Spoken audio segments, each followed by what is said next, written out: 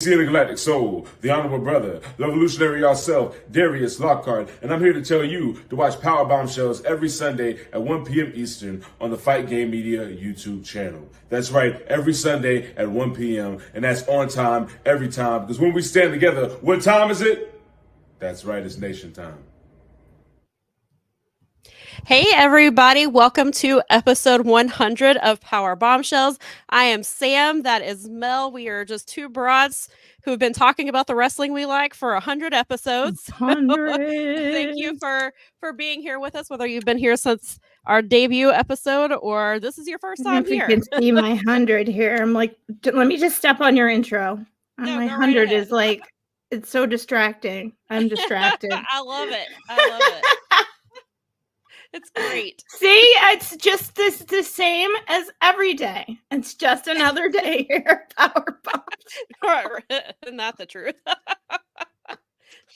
Nikki said that since Brad wasn't here, she would guess for him. Mel will have some sort of party hat or maybe glasses. Well, she got it partially right. It was looks like a self. I love it. I love this 100. It's 100, and I even had a little bow here, and I think I can shift it.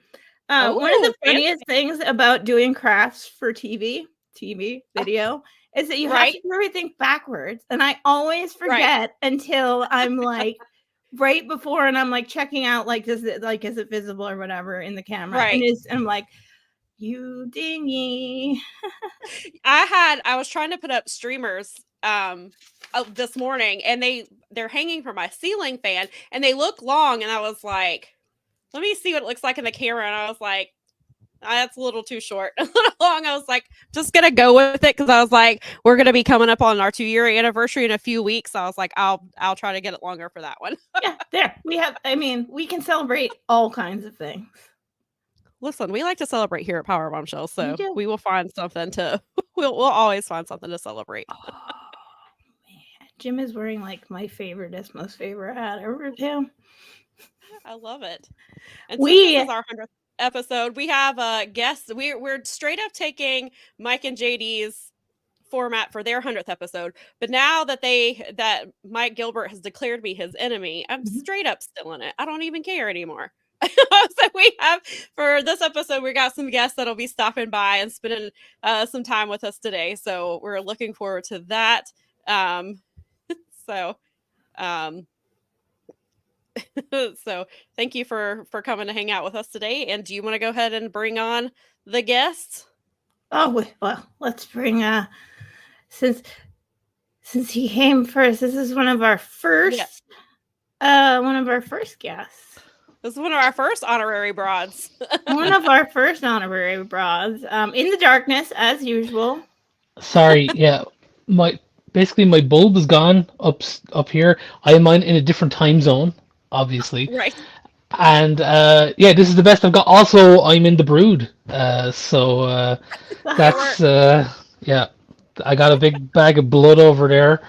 It's a good time. I have to go shopping for bulbs tomorrow, so that's great.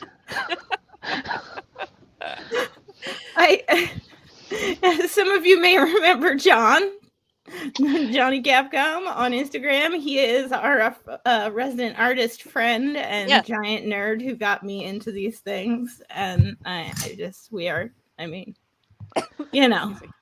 the goodest of brothers. Well, yeah, I mean, essentially the history of me and you as far as wrestling goes, Mel, is that I talked about wrestling whether you wanted me to or not until you gave in. That's the best way. Just wear him down till they're into it.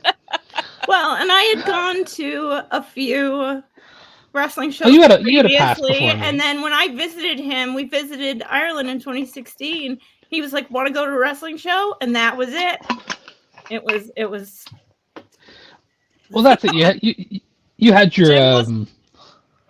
Sorry. Jim wants to know if you've been kidnapped from the NXT parking lot. No, but I understand that it's very difficult to get out of the NXT parking lot. I've heard a lot of stories about people saying like you get bussed in and then like you can't leave. You're in the Big Boss Man Slammer for the night. You got to watch all the matches. Look at Jim Valley literally making like comments on the stream when I could just bring him in here and we could like talk to him because he's here waiting. I'm bringing it up. We're going crazy. The more the merrier. Listen, it's episode 100, ladies and gentlemen. It is Jim Valley, the effing king of recovery, wearing my favorite, one of my top all-time Jim Valley hats. It's the best hat. It's the best. It's an incredible hat. Do we need to like do a telethon so you can get a light bulb? This is the best I can do. Literally, my ceiling light's just gone, and I got a touch lamp over here, which I'll be honest with you, if you're all here, you would actually agree that it gives quite a nice ambiance. But for this, we're here. We like it. for this setup, unfortunately, it doesn't quite work. But this is the best you're getting. All right, you're getting the better part of me, which is my voice. Nothing wrong. We're just glad you're here. It's nice to meet you. By the way. Yeah, I'm in your live chat most weeks as Don Chimpson. Oh, well, I'm glad I finally get to meet you in person. That's great. It's a reference for you to get a light bulb. But well, look, I'll just I don't know, maybe I'll get back into candles. You guys had a candle hookup at one point, didn't you? Oh yeah, I have it. It's my Anxious Millennial Cowboy candle that got me from our favorite craft people that are coded folks that make wrestling inspired merchandise, and this is my they got in trouble. Not from us, but they got a cease and desist. And so now it's like Virginia Homestead something or other. Candles are still available and it still so smells you great. Can't say Anxious Millennial Cowboy? Apparently not. They gotta they told me sometime last year they gotta. I asked. I was like, "Gosh, was it from our show?" Because we talked about it, and they were like, "I don't think so." They were like, "I think they were just looking for that specific phrase, I guess," and so they had to change it. And it's like Virginia Homestead because Paige is from Virginia, so they just went with something kind of cowboy themed and kind of along the same lines. But yeah, so it only says the only thing it even references is as a Hangman Page inspired scent, so it's not even because they have like an Alex Shelley inspired candle. Had no issues with that one. It's just the Hangman one got them in trouble. Tommy Dreamer is not as mad as Tony Khan, I guess. Does the Hangman candle smell like full jeans? Because no, it is. What does it say on? Because I have the old one right here. I can't. I have the new one somewhere. Does it say on there what the? It's like. Oh my God. Wait, maybe it is on here. He's on Dynamite this week. He wrestled my friend JD Drake last night, so I was very excited about that. It is warm vanilla, sugar, lemon, and leather is what it smells like. I'm in favor of his new mustache. He's more prominent mustache. I'm not generally into mustaches, but it works for him. So I just think he's turning into Magnum TA slowly but surely. And I'm in favor. I was joking last week. I was at Collision, and between Collision tapings and between Collision and ROH tapings, Tony Khan said Magnum TA was in the building, and I was like, that must be why they didn't let Hangman come. They didn't want to cause any problems with Magnum TA. Tell you what, copying Magnum TA is not a bad idea. No. Because that guy, Terry Allen, is a really smart guy. Yes. And you talk to him, I mean, obviously, it's tragedy what happened to him with his life and everything. Sure. And that's much more important. But from a wrestling standpoint, it would have been interesting to see. You think on the surface, nobody could do a better job than Ric Flair. Ric Flair outworked everybody in and out of the ring. But when you talk to Terry Allen, and I've interviewed him a couple of times, that guy is sharp as a tack. And you think if someone could have figured out a way to sort of, I don't know that you could have outworked Ric Flair, but to figure a way around Ric Flair's strengths, I wouldn't have betted against Terry Allen. Mm-hmm. Yeah, he's definitely one of those people, especially like even watching his dark side of the ring and like him talking, you could just see like what he could like he was just like on the verge of just and get hitting that point. And I think you're right, like with his smarts and his he could have definitely been on a whole other level. Never know. In wrestling. Never know. Oh, I just want to warn you all that Bob may be arriving home, so there may be an all-out dog fiasco in the background. That's all right. It won't be a Fight Game Media podcast without somebody's dog barking. I thought you were going to say Bob is back. A sword fight might break out. No, his swords are in here. He left them at home, fortunately. There you go. You'll never know what will happen in the 100th episode. It was a company party last night, and they, do the whole thing, and they like buy out a hotel for them and stuff. So he stayed down there and had to fight his way out of Detroit for the first Lions' first ever home game, playoff game. But them forever to deal with all that. So I was like, I'm gonna stay home and work on this awesome hat. When we went to Chicago, remember Bob and Nick just started. There were the two tall guys in the party just started walking together and left me and you behind in the rain. I remember you were just like, "Okay, Bob's got a new boyfriend. I guess me and you can hang out here in the misery." He gets in his zone. He has yeah. He gets in. I know. You've traveled with us many, many times in many, many parts of the globe now. Well, there was that fence that he was able to bound over that I was scared I'd sink into. Yeah. I remember there was like a castle that Bob wanted to break into down near the Cliffs of Moher, and I was just terrified I wasn't going to be able to get back over the fence. And it wasn't the fact that falling over the fence wasn't that bad. It's just the fact that we were 2 hours walk away from the car, and I just really didn't fancy I didn't fancy walking back across the cliffs covered in bog water, because that's not a good time. It's a very cold part of the world. It was dark. It was getting dark. So I was getting worried that they were going to think we were going to one of the cars that were left in the parking lot for the wrong reasons. Oh yeah. Oh god, that's the best part of that. Remember, I think I saw it. There was on the Cliffs of Moher. I don't know if you guys have ever seen the Cliffs or the Princess Bride. The Cliffs of Madness, that's where they filmed it. When you walk along, you go out with the bounds. There's this really like dangerous part of the area, and I saw this thing in this really hard to reach place. There's a little plaque, and I had to climb over something, and go over some treacherous drops. And you get to the plaque, and it says, "This plaque is here to remember all the people who died falling off the cliff." And you're like, "Well, cool. Thanks for putting it somewhere really difficult to get to that I could fall off." Is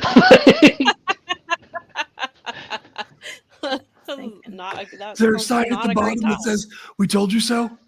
I wouldn't be surprised. I'm surprised they didn't put a target underneath it.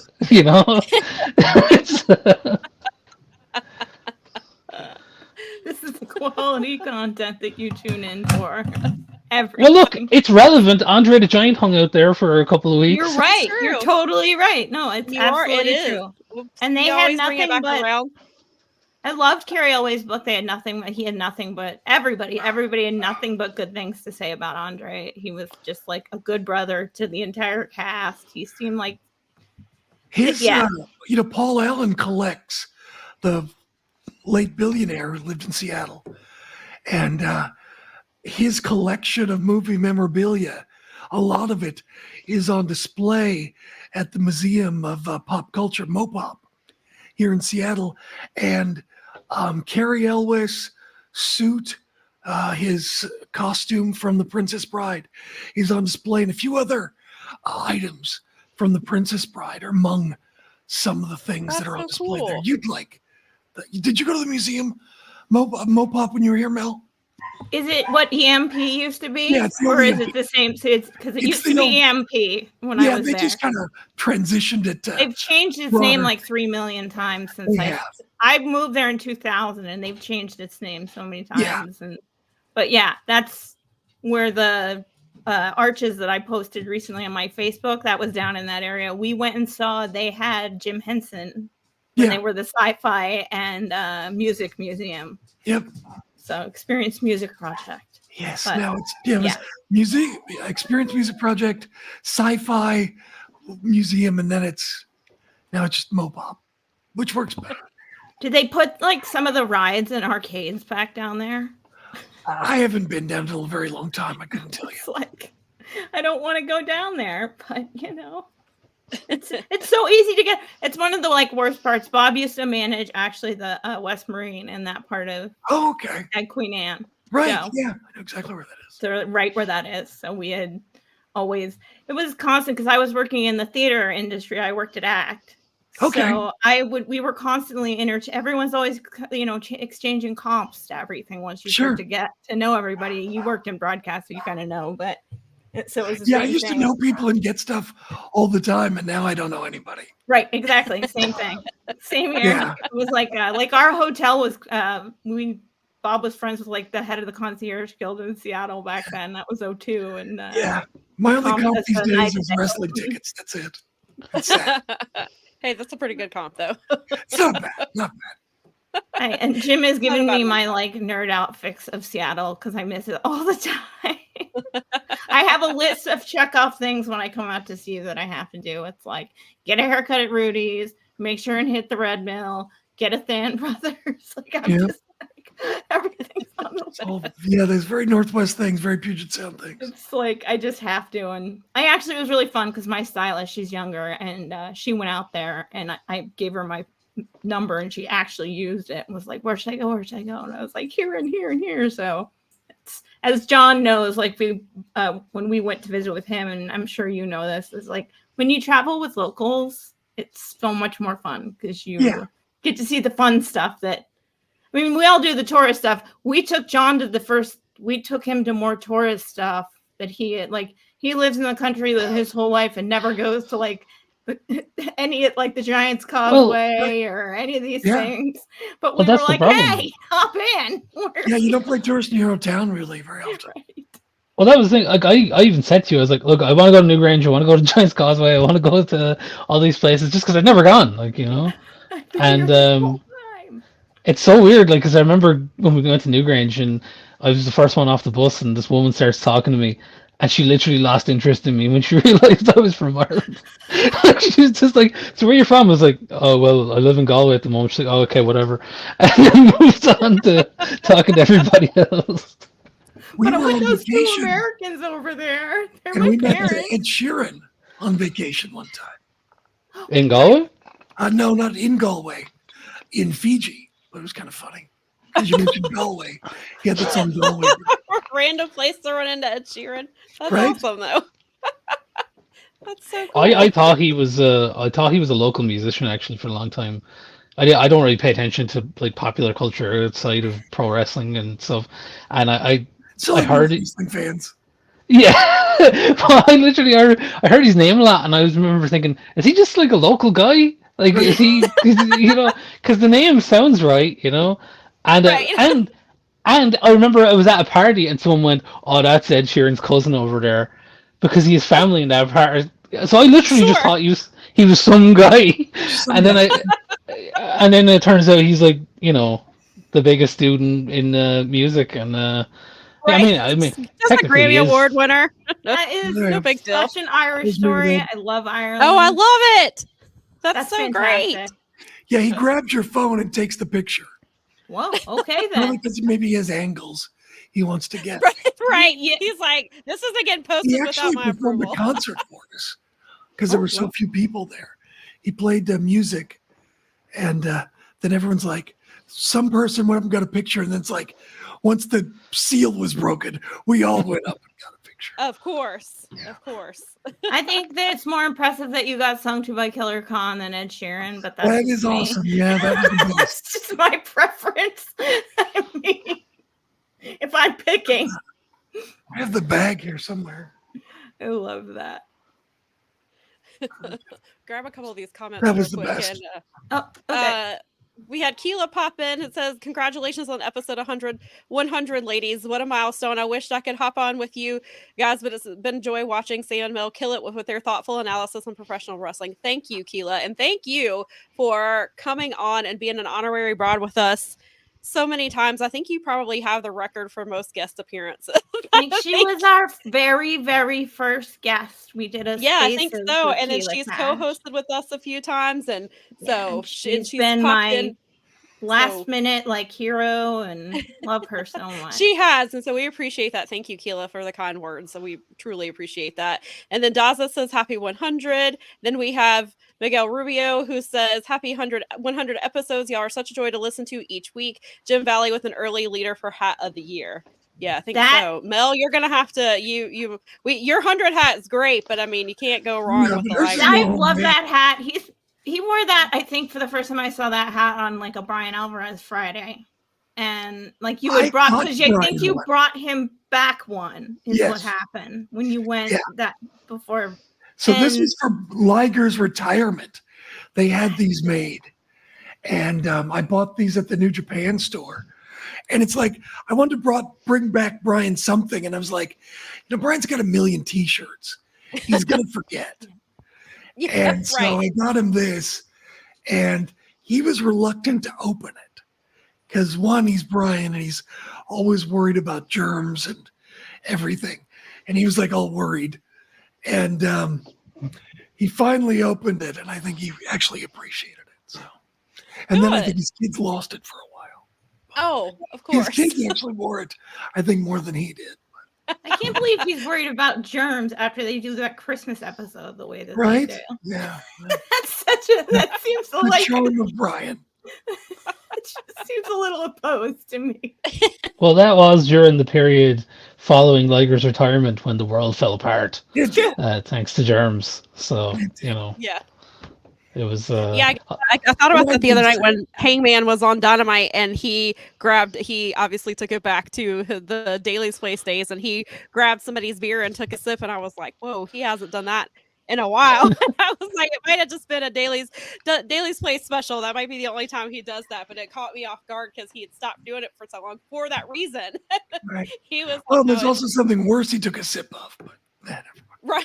Oh yeah. True. Well, I mean, I'm a girl, so I had to look away. That was something. Of course you did. All girls.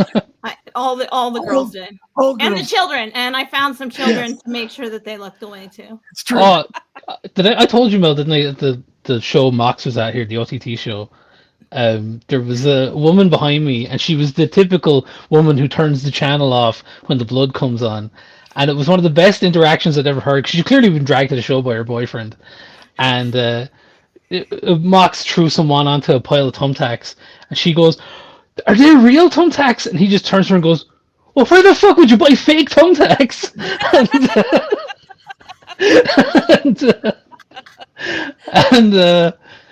But also there was like these little kids who were like loving the gore. Like these little 10-year-olds, and I felt sorry for her though, because I'm like, you don't want to go to your first wrestling show and it's the bloodbath main event. I wouldn't have enjoyed my first wrestling show if it had been Abdullah and Brody, like just having a 4-head buffet. But it's I don't know. I think blood has its place, and so does Hangman. Obviously, its place is in his mouth. But. Like I remember the famous tape trading, the Mick Foley Kawasaki Stadium show in the 90s. And everyone loved that show and that match. And I could never enjoy that match. It was just, it looked too painful. Which one? The Kawasaki Stadium, the hardcore match? The tournament? Or Yeah, with all the barbed wire and the glass and the... Well, I remember that because I remember watching the tape. Yeah, and the famous tape. It was like he had these big scars on his arms when he was like in WWF. Yeah. And I remember going, "Oh, I wonder where he got those." And then watching the match and seeing him get thrown into a nail board, I'm like, "Oh, that's where he got them." Like, it's that's gruesome. But I've never seen it, but it sounds very gruesome. Yeah, you're good. You're good. I'll take your word for it. Yeah. Yeah, I think you can at some point you can kind of cut yourself off. Keela said Hangman Dracula page. Yeah, that sounds right. And Matthew, thank you, Matthew. He said, I'm not in the chat as often, but I wanted to hop on and say congrats on 100 episodes. I listened every week and enjoyed every single episode. Here's so many more. Thank you, Matthew. Thank you. And I'll have to tell you a story about Matthew and what happened with Hard to Kill last night when we get to that and the new TNA Plus. There's some issues. We'll talk about that, but we found out. Me and Matthew and my sister found that out real quick last night. So. Well, like I'm gonna love yous and leave yous because I gotta go get some food. And you know the sun will come up soon, so I'll be able to see what I'm doing. But I'm just gonna leave you with this: those candle people, all right? Get onto them, tell them new color candle, make it red, and you can call it Anxious Millennial Vampire. They can. They do have. I haven't gotten it yet, but they do have a hardcore inspired candle that is supposed to look and smell like blood. So I haven't. So, but I will tell them that they need to do some sort of Anxious Millennia Dracula. And I'll get 6 of them. I'm going to let Gangrel know because obviously I'm in the brood now. So obviously. All right. Thank you so much, John. It was great seeing you. As Jeff Jarrett would say, congratulations on 100 episodes. Okay. And thank you. We appreciate that. All right. Good talking to you, Jim, as well. Yeah, take care, man. All right. See you. Bye-bye. Later. Like we have very another nice. guest. I'm so you want to excited. go ahead and bring her on if she's ready? Jim, are you cool to hang around for a bit? Yeah, sure, of course. For you, if you want me to. Or I can I'm happy to have you here. Whatever you want to do. As long as you'd like. Definitely. I also got my Blue Demon sweatshirt on it. Oh, nice. Perfect. Oh, that's right, because you have his little plushie too. I do. The blue plushie. There it is, with the Christmas hat on right now. Oh, that's K Monito. Oh, I'm not good enough at these things. I need Jim to take me to Arena Mexico. So that's the best. You can go. It's easy. I love it. That's fantastic. This is on sale. You can find these at Arena Mexico. At least not anymore. But Jim has the best merch. He really does. But he has like good stuff. It's not, as we've talked about before, it's not like a Spencer's Gifts back there. It's actually a lot of fun wrestling. No. All right, let's get Lisa in here. We are welcoming back after a few weeks, Miss Lisa Gifford. Yes. Hi. Welcome. Hello. Hi, Sam. Hi, Mel. Hi, Jim. Hi, Lisa. Hi, chat. Thanks for joining us today, guys. Yeah, congratulations. Thank you. 100 episodes. It's fantastic. Yes, we're very excited. Party up in here. Oh, yeah, we do have a party up in here. And saying hello all the way from Liverpool. How is it there? It's dark and it's incredibly cold. Not as cold as I think you guys have it, though. I think. Yeah, I was gonna say it's been cold here, but probably not as cold as Mel is. But it's been cold here, and it's been rainy, really rainy here. It rained really, really bad on Tuesday, and we had like high winds. And Miley woke me up at 4:00 in the morning, and I took her outside, and the power went out because I had the porch light on, and I was like, what just happened? And I was like, the power went out. So I called, as I got my dog inside, I called, but luckily they're like, we don't know when power is going to be restored. And then luckily it came on within like 3 minutes. So we were very lucky. I was like, and then it rained really bad Friday, and it's just hadn't had a chance for the ground to dry up. So I was like, and then we're having like, I'm sure Mel is having like the complete opposite of that. Got the wind chill advisory going on. Fortunately, the Lions have a dome, so there was no canceling here. There would have been rioting if they had canceled the playoffs. The people, especially, I mean, it's crazy enough because the Wolverines won the National Football Championship on Monday night, and so people have been pumped anyway around here. I can imagine the vibe. Crazy town. It's our year, baby. Come on. I always love it. I tell people this all the time. I'm always a supporter of the hometown. I love when the hometown is winning. It makes me happy. I am a Seahawks fan because they were kind of my chosen team, and I was a season ticket holder for years, and it just was the first time I ever saw a live game. My team's going to have more than 2 wins for a very long time. So All right, so let's talk wrestling instead of football. Hang on. Yeah, we will. Tasa says, "Oh my, I go to get a beer, and when I come back, Lisa is here. Awesome. Surprise! Thank you, Tessa. I'll pay you later. When you guys all get together in Vegas, you can all just catch Well, up. I know. Well, actually, does it come around to Vegas ever? I've not seen Dazza in Vegas. Dazza lives not very far from me. I think about 100 miles or so away. So I keep saying we need to meet for coffee because I go where he lives quite often for work. So I need to go and like say hi and meet up. Oh, that would be great. That'd be very cool. It'd be very, very cool. Talk about films and things. I think that's what he wants to talk about, movies and TV. And fair enough. I get that. That's what the Discord is for now. yeah. Absolutely. Yeah. No, it'd be cool. But I don't think I've seen Dazza in Vegas. All right. It looks like we've got some more guests, so we're just gonna add them to the chat. I think we can get them, or I think we can have 6 people in here, right? You want me to load this thing up like that? Are you crazy? You crazy girl. Sam wants to party, everybody. Here we go. We can make them hang out in the green room, or we can. Are you guys ready for this? Or we can have chaos. To go. Just let me know because I hold the key. Oh, let's see. All right. Well, Jeff got here first. Yes. Jeff was one of our first. Hi. Bras. He was. I just came to say hi, but I came into weather and football talk, so I'm like, all right. That's generally what happens. We always have like a weather corner or craft corner or gardening corner for like 10 or 15 minutes, and then we get to the actual wrestling we watch. This is and Dazza has been to Vegas because that's where I met Dazza. So yes. There we go. All right. See, apparently that's where I need to go to meet everybody. This is like Scoop's territory, right? This is why he was on Fightful this week. That's right. It used to be like July 4th week when it was International Fight Week, and then they moved it to Memorial Day, and that's probably why. Yeah. Okay. So Dazza. It's a lot. But congrats on 100. Thank you. Thanks for coming to. Thanks for being an as someone who has hung around too long in the podcast space. Congrats on 100. We appreciate it. Just like I know what that means. Jim's been in a little longer, but still. Don't take that from me. But people like Jim, so there's a difference. Oh, jeez. Now let's not go too far. All right. It's not a competition. We love all of you equally, or you wouldn't be here. see, Lisa comes on our show once and gets Brian and Vinny and just upgrades automatically. Right? Actually, she was on our show before Brian and Vinny. So oh, true. Okay.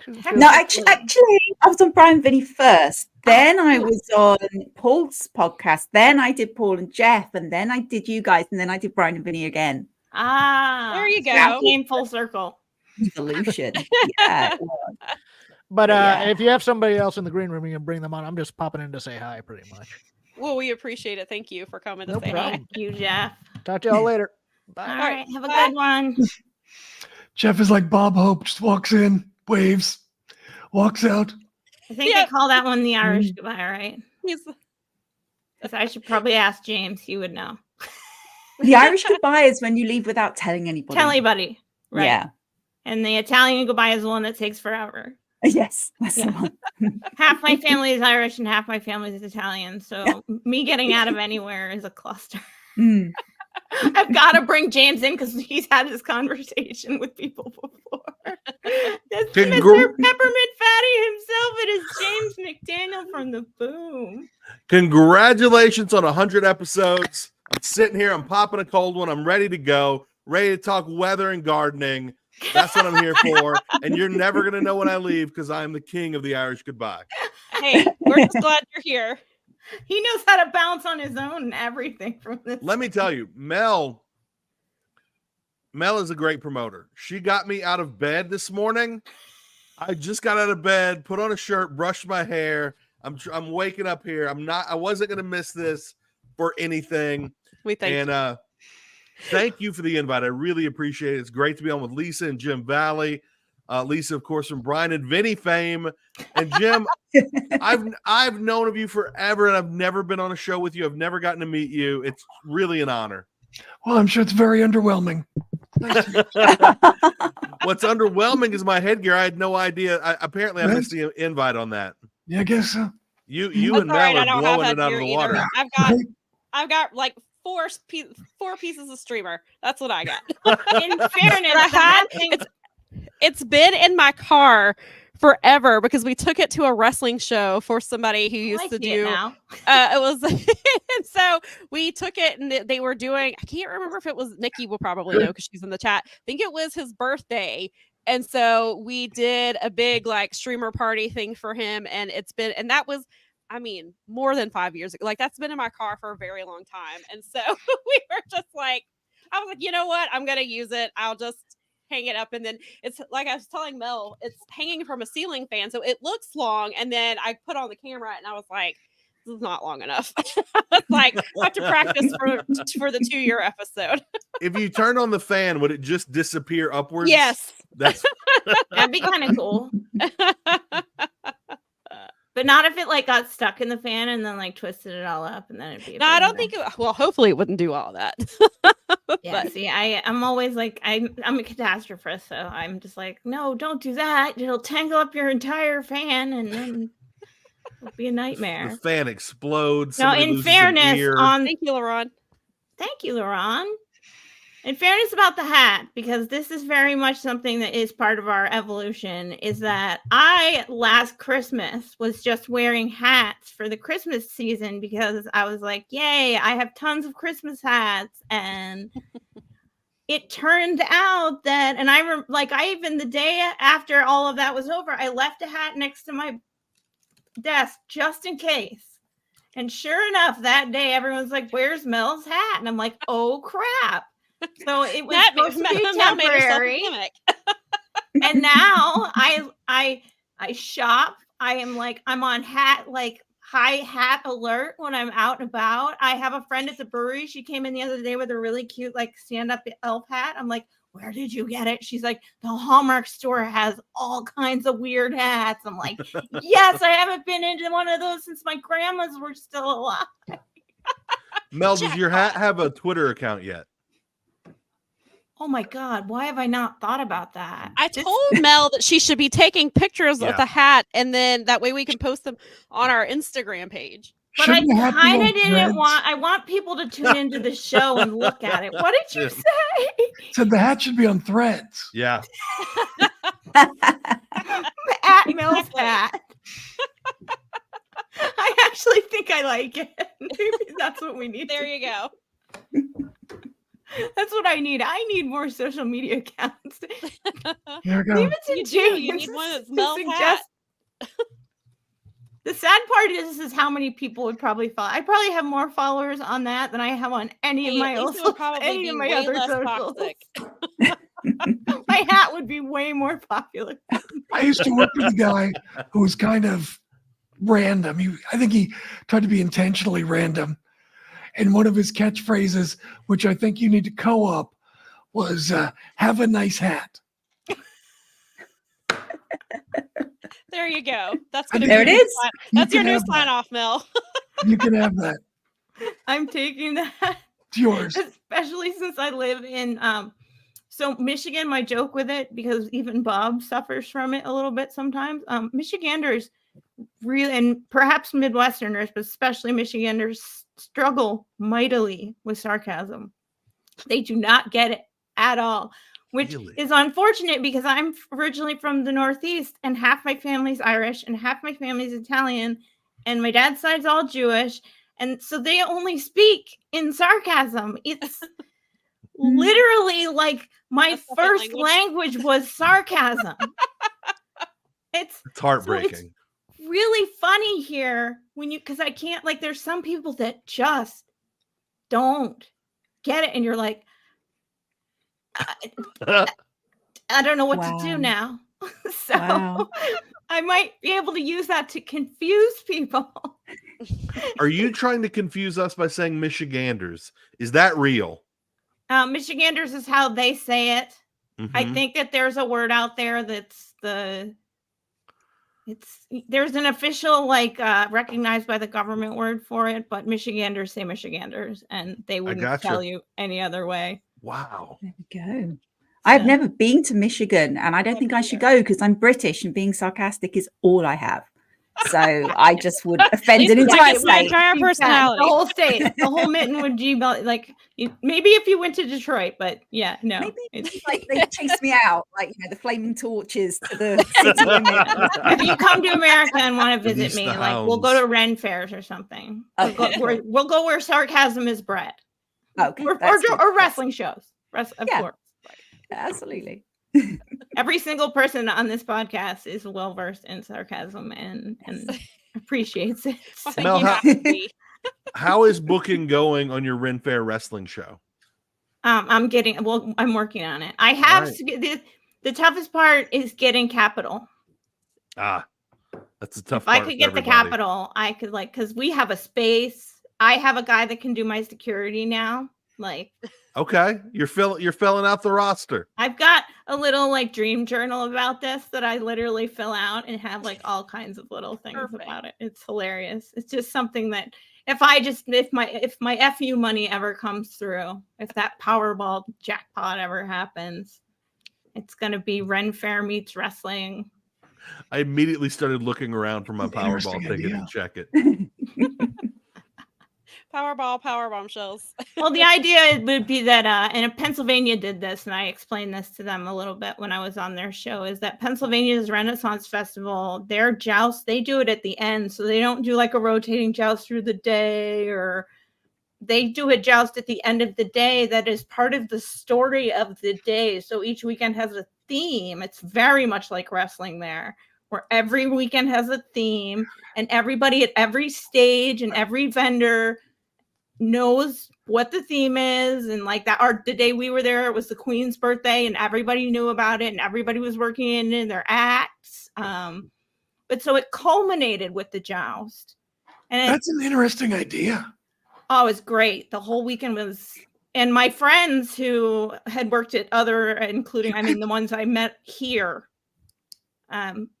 they were telling, they're like, Mel, they've got stage managers at every stage. It's amazing. And I'm just like, oh, that's awesome. They really had it on lockdown. And so the ending was that everyone comes to the arena and they finish up the story of the day, and the Queen defeated an evil enchantress. Right. It was fantastic. There were 3 stunt falls and pyro, which one of my friends who was a performer was marking out about so hard. He was like, Mel, stunt falls, pyro. I'm like, because he knows that I'm the one. He's like, if you ever, because it was his first weekend performing at this, so he hadn't seen the joust either. He watched it basically at the same time as we did, and he was just as happy and impressed as being part of the cast as, being able to perform there. This could be a business plan.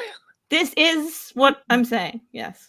No, I see the vision. And there are a couple of organizations around there. There's a group out of Ohio, out of the Ren Fair there, that does, they're an MMA gym, but they do Ren Fair jousting. Wow. Or Ren Fair combat. So they have what would essentially be one of the side shows you could do would be MMA. And then, of course, the way that we have it is that what we would do is when we weren't running Ren Fair, we would have a stationary venue that was on the location like Pennsylvania does, and just run wrestling shows, just book wrestling shows straight. The only thing is you would need, it would almost be sort of like the Little People troupe that does wrestling in bars, where you're on this tour, where during the summertime, you make the Ren Fair, but you would need a special ring, a ring that would function like a modern ring, but look like it was made out of material from times gone by. And that's what a couple of these groups are actually. I didn't know it existed. I had thought about it. What you're talking about, it actually there's 2 groups out there that are doing it now. So they can make you the ring. They make it look like a medieval ring, and that'd be the biggest investment. And then, sure, you could find wrestlers then they would need costumes and characters. Yeah. But you could It's totally an do easy it. transition. You could have them. God, I got the whole idea in my head. You could have them as characters walking around the Ren Fair. They could get into some sort of argument, a staged argument at the Ren Fair, which would be settled that night in the ring. I love it. Jim is like, you see, he's right with it. He gets it. I knew love you guys see. I know wrestling fans would be in on this. That's why James even James is like, you even mentioned it. This is the and then you could sell it to other Ren Fairs as entertainment. Yeah. This is actually, and I haven't worn it yet, but I was given this by a fan, and I'm allowed to say this. This is the Midget Championship Wrestling company that works out of right here in the local area. And they love that stuff. And I mean, you could honestly you've got the idea of like dwarves and fantasy and stuff, because the Renaissance festivals, whether people like it or not, have largely turned into fantasy festivals. You would need a giant. They're more fantasy. You would need a giant. You'd need a giant. I have a friend who is in makeup arts, and he has he can do the stills, and he has a giant troll character that he. You need someone who could wrestle. I'll get you guys pictures. Gown. Either a woman or a man in a full gown. That would be a good gimmick. See? Do like Rey Mysterio stuff in the full-on gown, so they'd have to be athletic. I love it. See, Jim is like, this is something that we could all get, and I'm so excited that everybody's sharing in our dream. One day this could really happen. I mean, we even have a spot. There's a golf course that's a few billion acres over here that's just been sitting. And I, having worked on golf course as my first job, it'll have everything. The pro shop will have a kitchen. It'll have a merch shop already. It'll already be wired for irrigation because it has to have sprinklers all over it. So everything in that place is like, I just need like $5 million. That's all. Just so. But I mean, for this, James, we can't hear you. Are you muted? I think you need 5. My bad. I think you could do this one for, a few thousand. Yeah, but you got to get it's locations and stuff, and then but my gosh, you need marketing money. Yeah, but you could do it. You could just travel to different fairs. Yeah, the hardest part really would be like the getting it right, like the startup and everything else, because I have talent, I have help with booking, I have help with social media friends. I already know the talent that I would want on the shows that would be the best talent that is the best. But I mean, and then the other thing is you could even have costumes and go to local areas and say, okay, I'm coming to Seattle. Matt Farmer, who can I book? Or you gotta say garb though, Jim. You gotta say garb. It's not how dare you? Wrestling, I meant costume. I understand red fairs and stuff, it's garb, yes. But for these purposes, this is a performance. You're right. I gotta talk normie, gotta speak normie. No, but if I were at a Ren Fair, I'd say something that's very nice garb, yes. But this is a production. Yes. Anyway, I'm with Jim. I think this can be done for thousands. I think this is a money-making idea. Yeah. I think it's great. I think you should do it. I think you should find a way to maybe scale it down from what you want to do, the big picture, and do it. I think Jim's right. I think you can do this. You could probably, it would be hard. And then you can grow it into the bigger things. Totally. Start with the basics and get it in there and get the people excited about the idea, because clearly you've already gotten us all excited about it. And you do it once, you film it, produce a sizzle reel. Yep. Yes. See what you can do. We can use the Powerbombshells and have the performers come on, and we can interview them. And it's sort of like the Japan philosophy, where you have, you've got the kaiju big battle kind of thing. There. Right.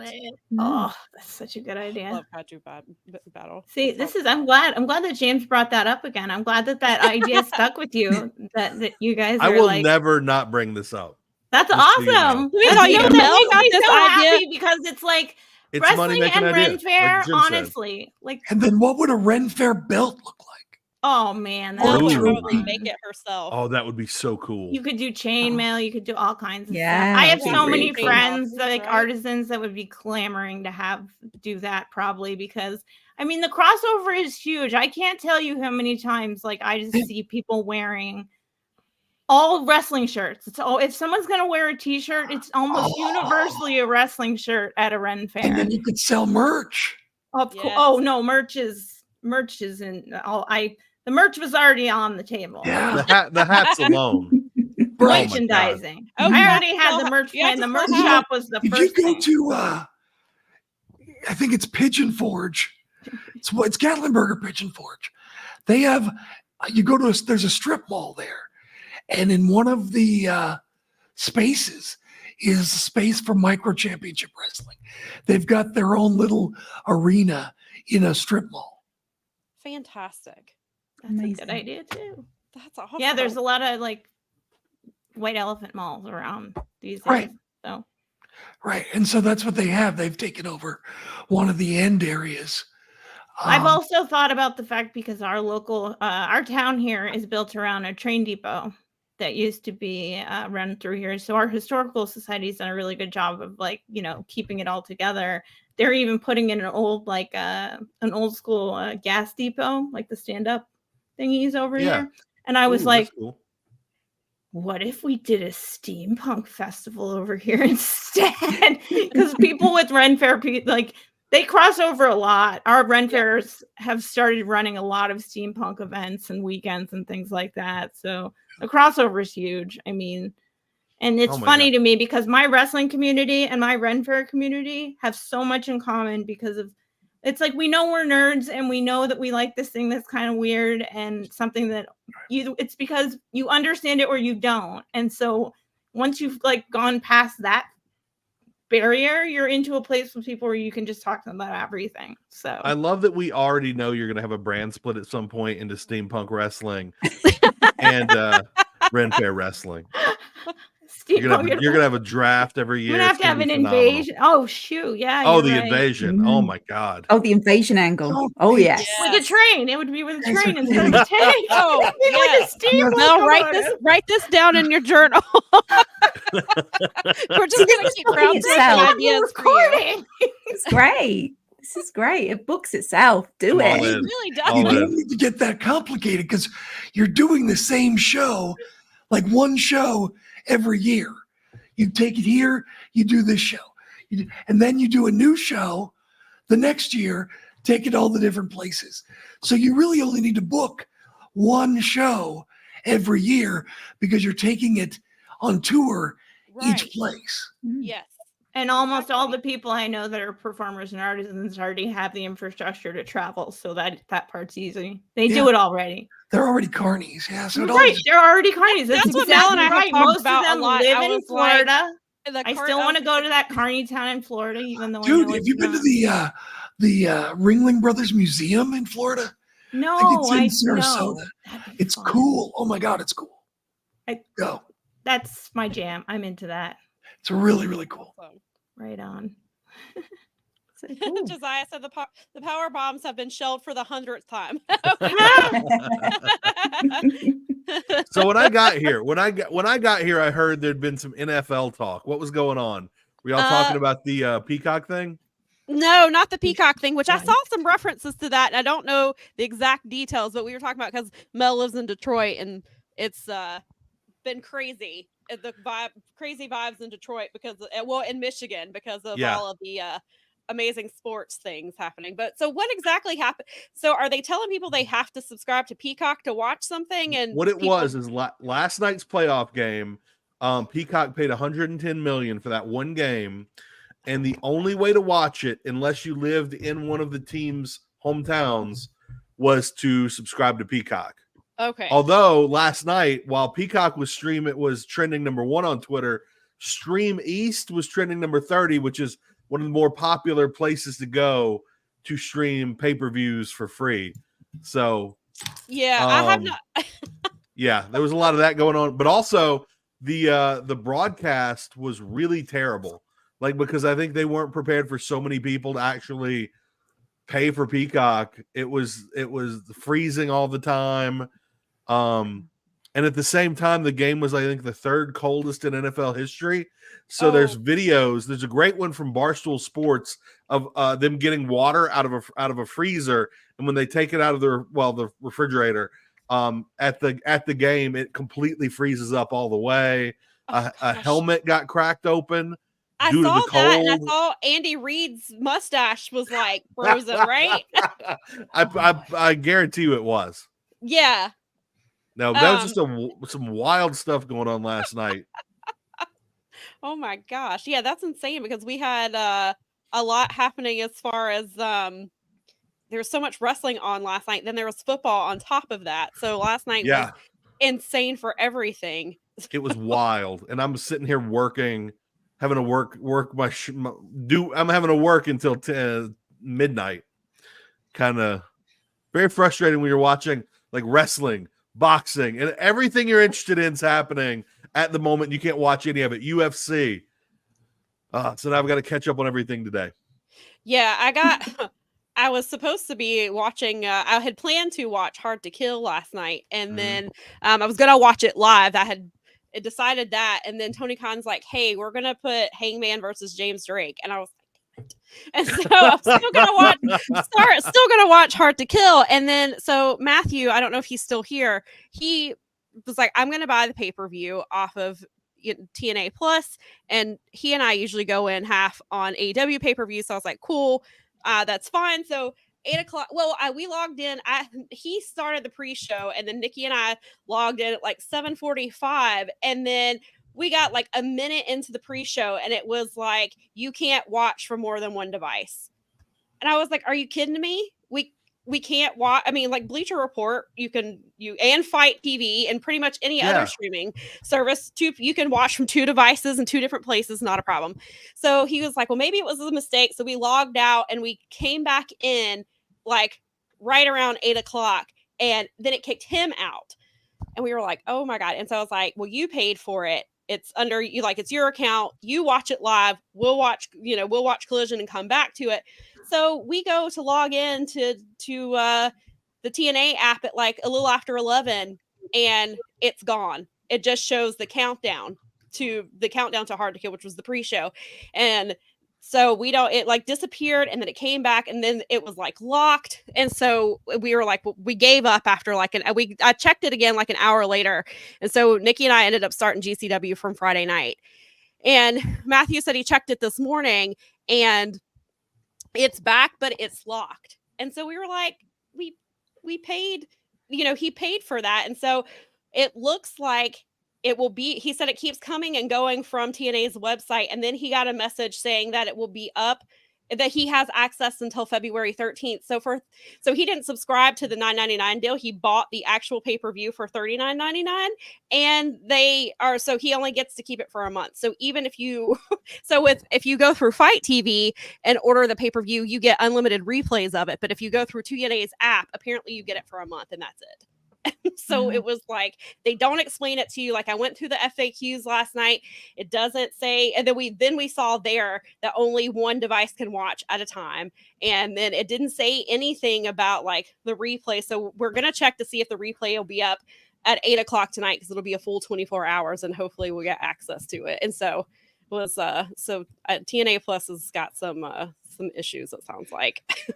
My God. Yeah. There's always something with TNA, isn't there? Right. Yes. Just started. They TNA, except for this time it's their app. They just come back and they're a Native American burial ground. What happened? Why? They are just cursed. Apparently they are. I don't know what is going on. It's like after 15 years, maybe someone should, figure it out. Yeah, I'm sure it was a good show. Yeah, I've heard really great things. The athletes at TNA are tremendous. But management, there's always something. Always something. Always something. I don't want to keep Lisa too much longer here because, thank you, John LaRocca, for the happy 100th. Yes, thank you. We appreciate that. Yeah, it's getting into the evening time where she is. She Yes. had light bulbs in her part of the Look at Euro. Emma's big time. I guess it's not technically That Brian Euro. and Vinny money. It's what it is. Well, that's right. Keeps the lights on.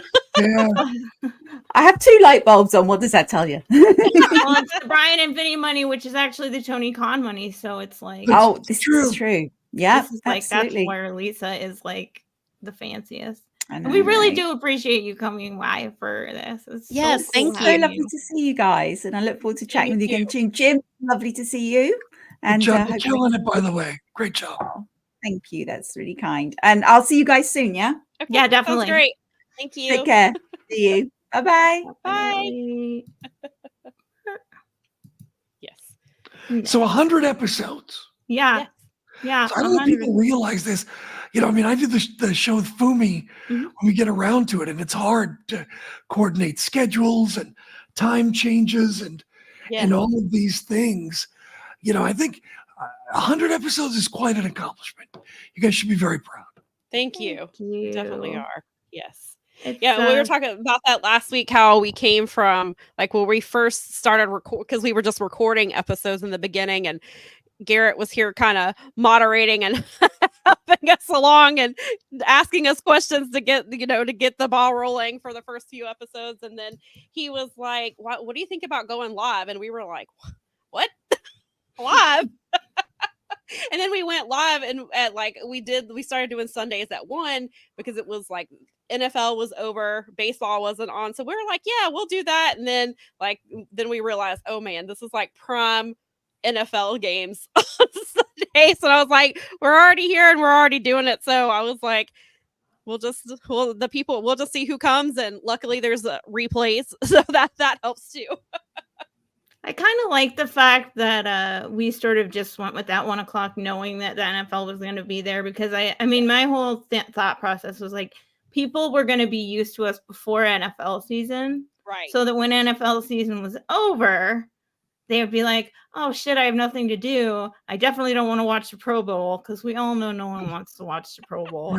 But they'll be like, hey, Powerbombshells is on. I can go back to doing that. There you So go. it was kind of like, let's try. I mean, I've live streamed a little bit in the past, but I've done it for nothing like this. I've never given my opinings on sporting of any kind. And that's something that's kind of fun. And I still, it's a really funny thing sometimes when you get the tweets or whatever, where someone's like, I can't wait to hear your opinion on this. And I'm like, really? Why?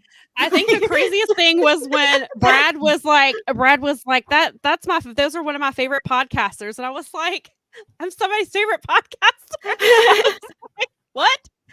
I was like, is this real? It's so funny because I was like, we're just out, literally our tagline is 2 broads talking about the wrestling we watch, and that's what we talk about, and it works. And so if it's worked for 100 episodes, so I appreciate that. That's great. We're really lucky. We have a really great, I mean, I've gotten to get Jim on here and have fun here, which is awesome. And he is a big encourager. He's super supportive, and so he's helped me with a lot of learning how to do some of these things. And it's so great to be on a platform. I've been with a few networks, I've done a few things. It's really great to be on a platform that's adjacent to a lot of people that are not they're not looking to sabotage you. They're looking to build you up. They're looking to make it's wrestling. What's there to sabotage? Right. I know. It's so funny. It's nobody's playing out. We don't have. Well, I was gonna say we don't have heels and baby faces, but unless you ask Mike Gilbert, but what does it matter? Exactly. No, Why wouldn't I want to help you?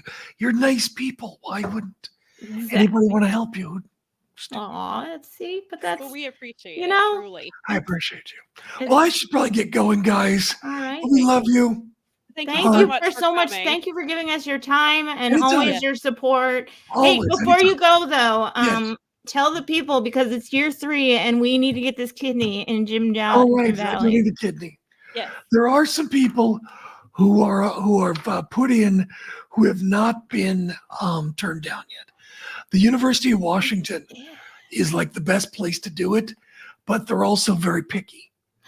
So I've literally had minimum a dozen people Wow. who have tried and been turned down. Wow. But my doctor was saying, usually it takes 3 to 4 people. And I'm like, apparently I have a lot of friends who party too much or something. I don't know. Oh no. But no, it's fine. I just appreciate anyone who tried. I use the numbers there and donor screen.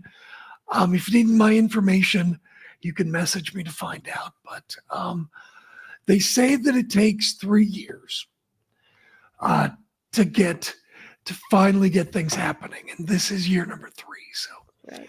fingers So we're- crossed, this is it. And I Yeah. The year of the kidney. stop Dang living in it. this bubble. We're getting Motor City Machine Guns on the Hall of Fame ballot, and we're getting Jim Valley a freaking kidney. There Yes. we go. There we I love go. it. That is how this 2024, the year of the kidney. There we go. Exactly. And by the way, I'm looking forward to seeing, speaking of competition, seeing Mel's hat on threads along with me. I can't wait till my hat has more followers than me. There we go. After All like right. 5 minutes instead of like Congratulations. 10 years. Thank you. We appreciate it. Thank you for here's to coming to hang out with 1,000. us. Thank you so much. All Thank right. you, Jim. See you later. Bye. Bye. Now I Jen am is going to the let best. this guy back in. All right. Get that right. And Tuesday. I'm back. Hey, he's back. He's back. Is everything He's getting back. wwepped up right now? Is that why? No, no, everyone's no, going? no. No, just we're having to rotating leave. people No. in and out. You I haven't even have it gotten on to- good authority that Like, we the haven't big gotten to boss most of the man topics might on be our list. might be making an Oh. appearance. Listen, if the big man shows up, feel free to dump me immediately. No, don't even have to say no, anything. No. I don't know what would the opposite of the Irish goodbye be, where you just slam the door on somebody's face. I really need to figure that out. I think that would just be the like. We need to. I don't know. Just Maybe like you see someone, you like open the door, you see who it is, and you just close the door. Yeah, exactly. And that's I like don't think that's like sitcom where you're like open the door and like Just the then they sitcom slam it. goodbye. That's Yeah. a good point. Yeah, there it is. It's a sitcom goodbye. Yeah. So There's since no you had- hello there's no hello involved. It goes straight to the goodbye. It's a straight goodbye. Exactly. It's a straight goodbye. Oh, Daza says that he needs to talk conspiracy theories over drinks with James sometimes. Oh, that's a great idea. You know, Daz, I'm about to start doing a lot of streaming again. And when I do, I should have you on to talk conspiracy theories. You are dangerous. You got everybody so worked up over all your shadow people and things this week. Oh my god. Oh, and the squid aliens? Have you guys looked at the squid aliens? I saw some of the apparently I need to get jellyfish? into I was like, Discord I am because not don't letting I don't James do get any me of a this. click hole again. I am not doing it this time. I am not. Mike Gilbert and James McDaniel are not getting me to go down UFO rabbit holes today. It is not happening. I love I'm posting this at 3 a.m. and Mike Gilbert's like, I'm watching this exact documentary right now. It's like, oh my God. All right. Fantastic. Holy crap. Should Should I let him in? Should I let him in? I get he's the reason the show exists. Let him in. You're right. You're right. The reason the show exists, whether good or bad, it's Mr. Garrett Gonzalez himself joining us right now. I'm glad I'm with James and not following James because come on. I always say now there are two voices in our network. Now we have a lot of podcasts, a lot of really smart people doing this stuff. But if I was to come back as a podcast voice, it would either be James's voice or Keela Cash's voice. Those are the two voices. I have the worst voice. I would choose Keela. The best podcast radio voices we have on our network. Oh, That's very hands kind. down. 100%. I knew you were going to say Keela is the other one. I'm like, it's James and Keela. Hey, Garrett, can we both agree Mel has the best hats in podcasting? Oh, absolutely. Like That's fine. I can live with that. The whole game is to sort of figure out what the next hat is going to be, right? It's like a surprise. Yes. And Yeah, we have. John LaRocca says Mel's hat's another level for sure. I've had to work at it. Now, fortunately, this is one of those times that I'm glad I have, like, my career was working with kids and doing daycare and day camps. And so I already had like a crafting, like because you got to keep kids busy and stuff like that at different ages. And then the Ren Fair thing came along and I did community theater. So I have like at least, thankfully, it's not like I'm doing everything from scratch. And also my mother-in-law is like massively into crafting. Mm-hmm. So I can invade her craft room sometimes. Like I need to actually coming up here because I think that somebody has officially won our fantasy football league. So I need to get that belt.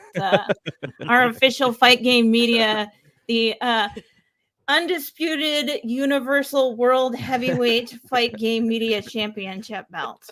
Oh, I need to made. check my account and see if that was me.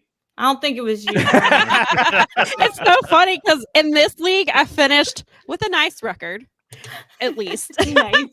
But in my other league, I won my other league.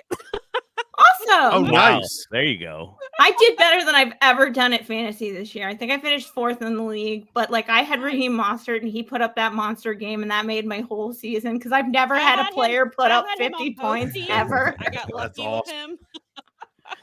I wanted to make sure that I came to this show on brand. So the Carl Frederick hat, and you probably can't really see it that well, but I have my see it. Oh my god, I love it. I have my so new awesome. New Kids on the Block shirt to kind of fit. So I'm ready.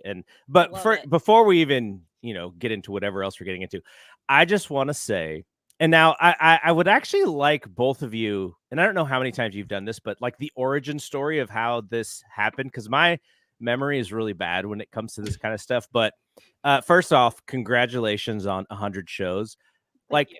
I don't think people really understand how hard it is to get this far, because you have an idea and you're so excited in the beginning and you're just like, oh, we want to do this. And then you do it.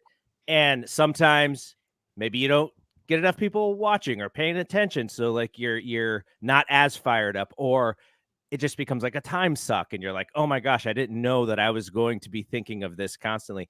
And I don't know what the number is, but I read a statistic years ago, and it's something like, I don't know if it's like 5% or 1%, but most podcasts don't even get past like 10 episodes. Mm-hmm.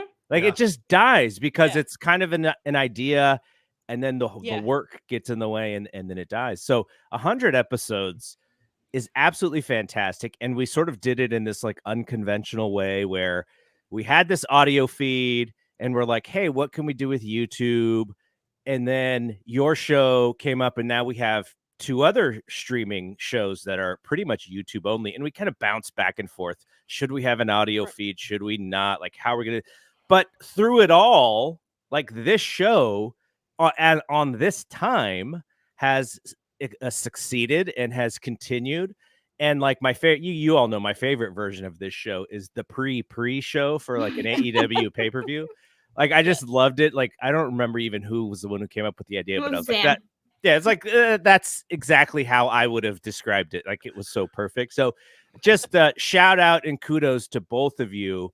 And, from the perspective of like I can tell who's like kind of watching every week. It's kind of become appointment YouTube TV or whatever for some folks. And that's just really cool. Like if you think about all the things that people can do, whether it's TikTok or television or hanging out, like just the fact that you can get people to check in on you every Sunday to hang out for a little while. Like that's just awesome. It's just, you guys have done such a great job with this. Thank you. Truly. Yeah. Mel and I talk about often that like we wouldn't exist if it wasn't for you putting us together. And we tell the story of how Mel and I did not know each other until like 3 weeks prior to us launching. Like, and it was funny because I came in actually to write for the Fight Game Media website, and Garrett mentioned, hey, we might do a YouTube show with women at some point. Is that something you're interested in? And I was like in my mind thinking, no, not really. I never thought I would be on YouTube. Like YouTube was not, because I'm a writer. That's what I've always done. My degree is in writing. Yeah, like my degree's in writing. Like that's what I went to college for. Like I was writing for, for Daily DDT at that point, and I was just like, nah, I just want to write. And then he came to me again and was like, what do you think about doing a podcast with, another woman? And I was just like, yeah, I just said yes, just to see what would happen. And we just kept saying yes. And here we are 100 episodes later. Wait, who do we have to shout out for the connection? Was it JD who was kind of the one behind you coming That's in. for you. Yeah.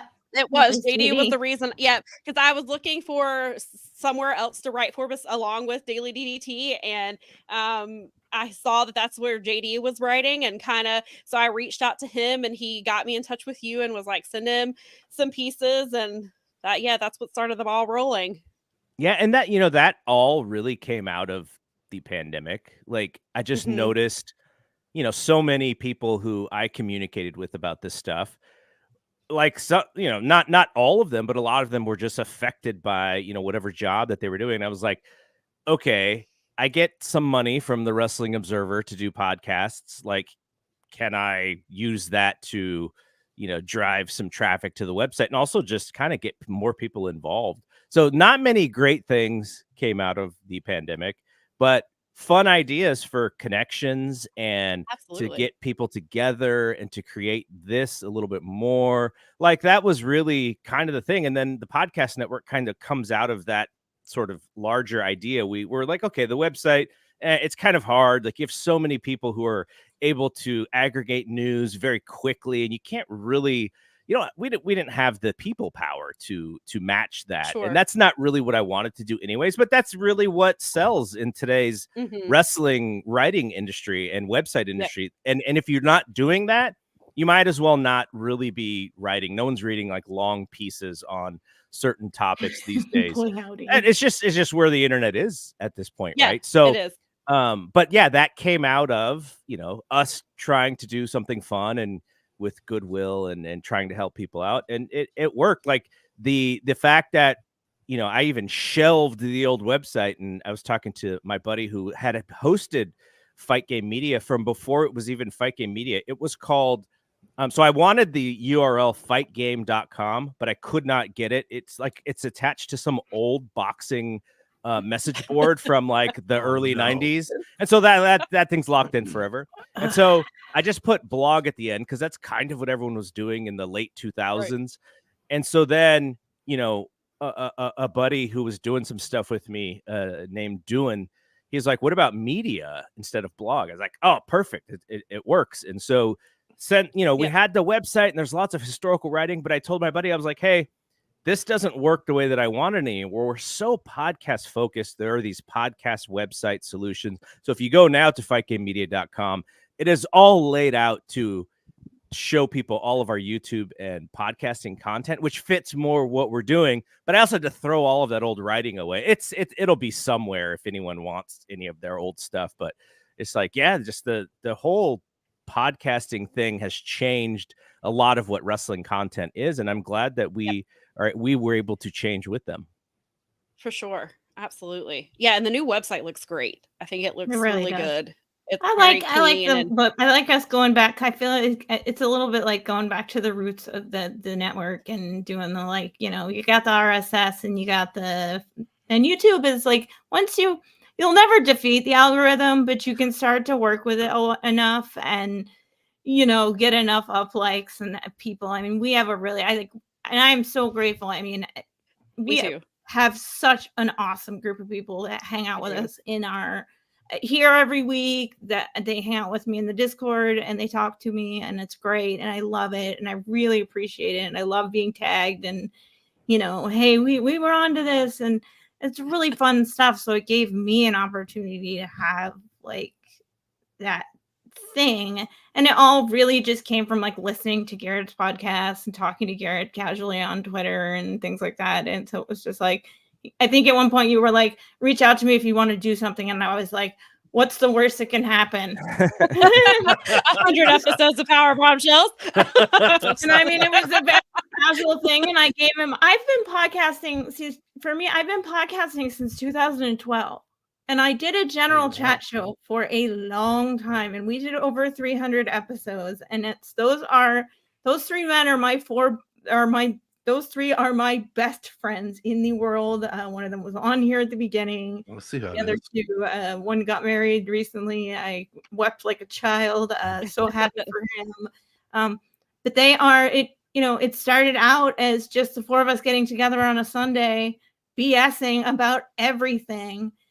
And I mean, it's amazing. I did not think that we even got through the pandemic. It just everybody's lives, everybody got too old and too busy, and everybody's jobs got too shifted or disappeared or whatever. And so things have changed. Although what's cool about us is we really do try to get together still at least a couple times a month. That's cool. And hang out on that day, like, because it's kind of like in your mind that, Monday at whatever time, right, sit down and do it. And but what was so interesting, because going to that wedding, is there were so many people that I had met from the podcasting community because of Sidecast.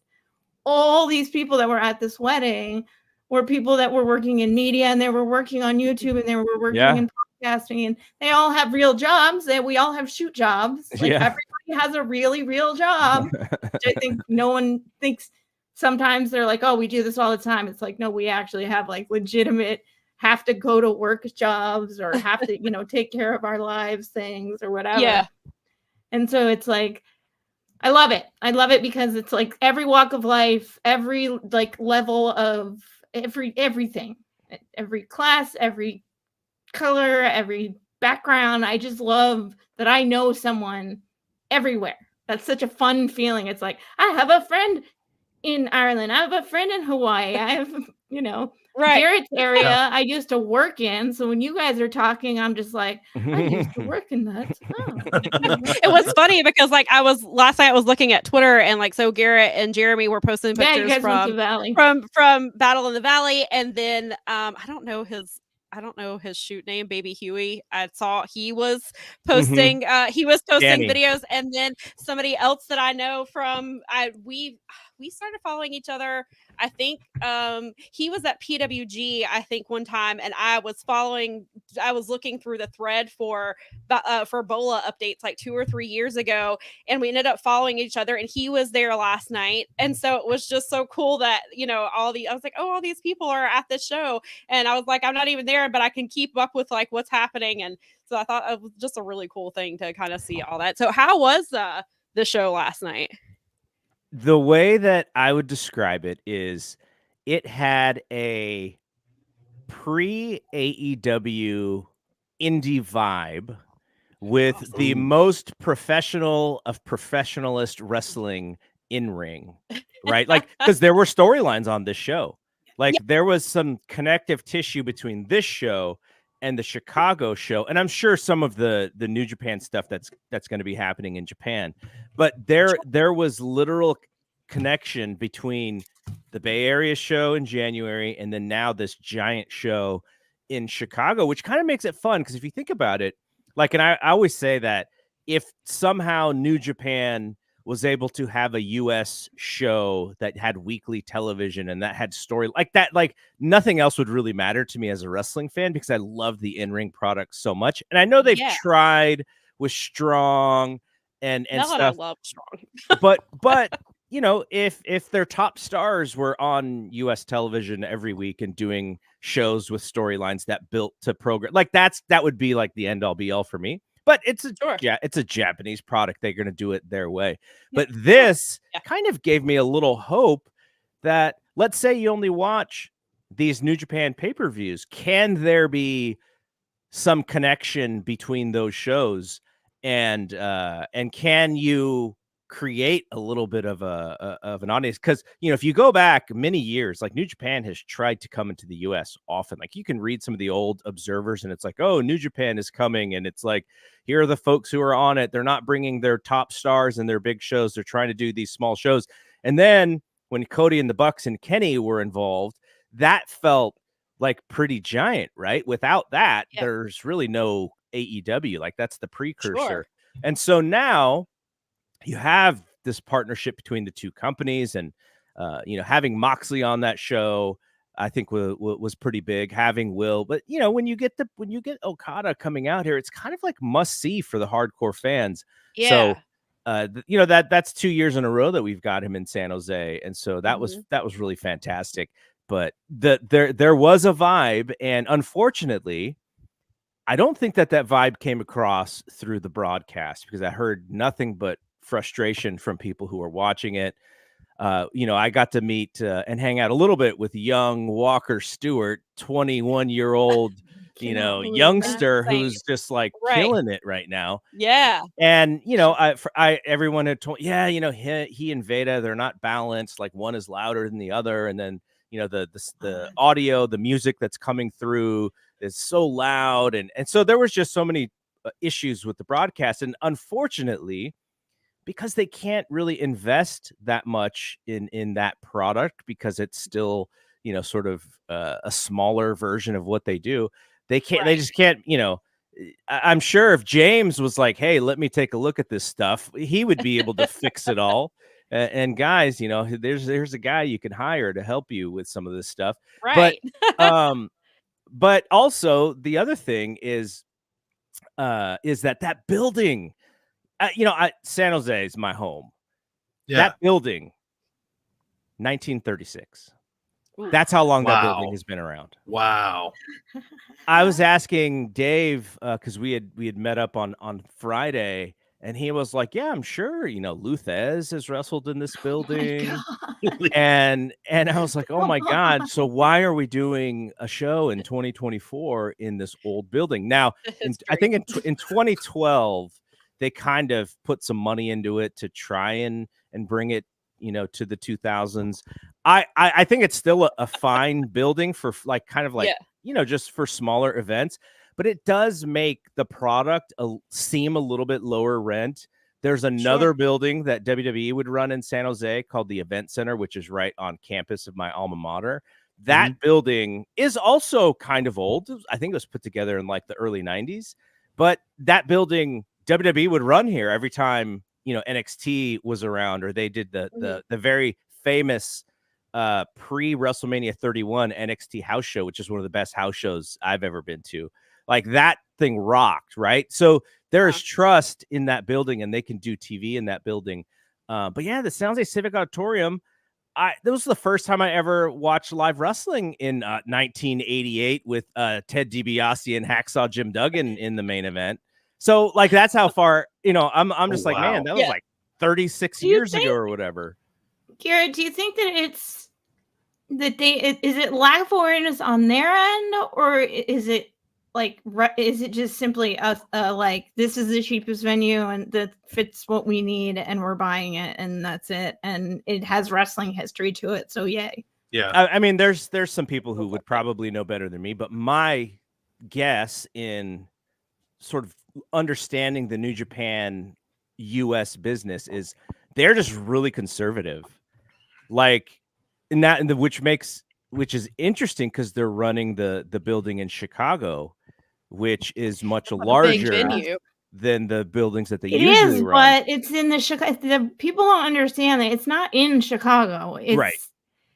And it doesn't, and the L doesn't go there, so you have to drive there. It's not, so the public transportation system that you get with like the United Center and some of the other downtown venues that obviously would be more expensive. Yes. But it's like, I'm way more inclined at being a Michigander knowing that I can take an hour flight to Chicago and back to go to United Center because I can go land at Midway and I can take the L everywhere and I don't need to worry. But once I land, it's like an hour and 45-minute drive out to the burbs. And what is that? Like, what is I mean, that I area could like called? Fly out there and stay with JD or something. Maybe. Yeah, but, totally. What what is the? I forget the city that place is even in. It's Schaumburg, right? No, is that where? Is it the same place where? It's oh my God, Bob! Tell me what it is. You know, I know you know because he used to work out there. It's not Downers Grove. James, your mic's muted, I think. Hoffman Estates. Hoffman Estates. That's what it is. Yes. Thank you. Yeah, because that's where All In was at. Right. I was there, so I mean, remember that. Bob lived in Chicago, but he used to work at like the Fridays out in the burbs. So but which is interesting because historically they're conservative. Like if you go back to even when Kenny and the Bucks were out here, they would run like Long Beach State something or other, and it's like it just looks like a gym, right? That like that. That was the way that they did it. So they're just conservative, I think. But also, if you are a little bit more risky, then you have to invest a little bit more. And I imagine running the San Jose State Event Center is much more expensive than running the old Civic Auditorium. And one of the things live, one of the problems live, and maybe the only problem live, is they have 2 screens up, but they were only showing static photos. So when stuff was happening on the floor, Moxley and Shingo especially, like you couldn't really see what was going on. So that was really hard to follow that match. I heard the crowd and how they reacted, but at some point, at some point, I was like, I don't even really know if this match is as great as the crowd is saying for my own eyes, because I can't see half of it because it's all on the floor. Right. But the crowd was going nuts, so I'm just assuming it was awesome. But yeah, that's kind of the thing too, and for them, I think they'll have to see some sort of some good business in order to invest more, and maybe that's what the Chicago is. It's like, oh, let's see if we can put our best foot forward. Can't we put 5,000? Well, I mean, they people in did. that I building? mean, they announced a pretty gigantic match for that show. So I think because I haven't seen the show yet. I was planning to watch it when I got on World. But I was I was actually trying to stay off my timeline, and then somebody was DMing me some stuff, and then that's how I saw it. And I was like, I might as well just look, because I was like, I'm in like 5 different Slacks that are all wrestling related. I was like, just with everything, I was like, we got a show tomorrow, we're gonna have to talk about stuff. So then so of course I saw the Jack Perry stuff, and then I saw the really big match that they made with Naito and John Moxley, which they couldn't Chicago. announce for the title because there's so many things that still have to happen in Japan. Right. Yeah, I noticed that they couldn't announce it for the title, but I was like, I guess I assume that Naito will have the title. I actually watched this morning. I was like, oh, hey, Garrett and Jeremy stayed up until the butthole crack of dawn and did a show. So it was like good. And I was like, I was like, these guys, it's like 3 or 4 in the morning, and it's like, we're too excited to sleep. We're going to do a podcast. Yeah, well, I don't think we realized that they were actually going to do storylines at the show. Yeah. And once we sort of saw, like Sam said, Jungle Boy was there, and that was a surprise. And then, some of the other small, plus, Julia was there, and I was so excited to see her, and I was so impressed with just the way that she stands in that center of the ring and just exudes like star. And even Trisha Dora was awesome. I'm like, why is she not on AEW every week? I fussed about that. Trisha Dora is. We have been doing this show for about 100 episodes. Yeah, and I think on about 95 of them, that's when Sam introduced me to Trisha Dora. That's about it. So probably 95 out of 100 episodes, we've been asking that question. Right. Well, listen, this woman wrestled Aja Kong in Charlotte last month. Like, I got to see that up close.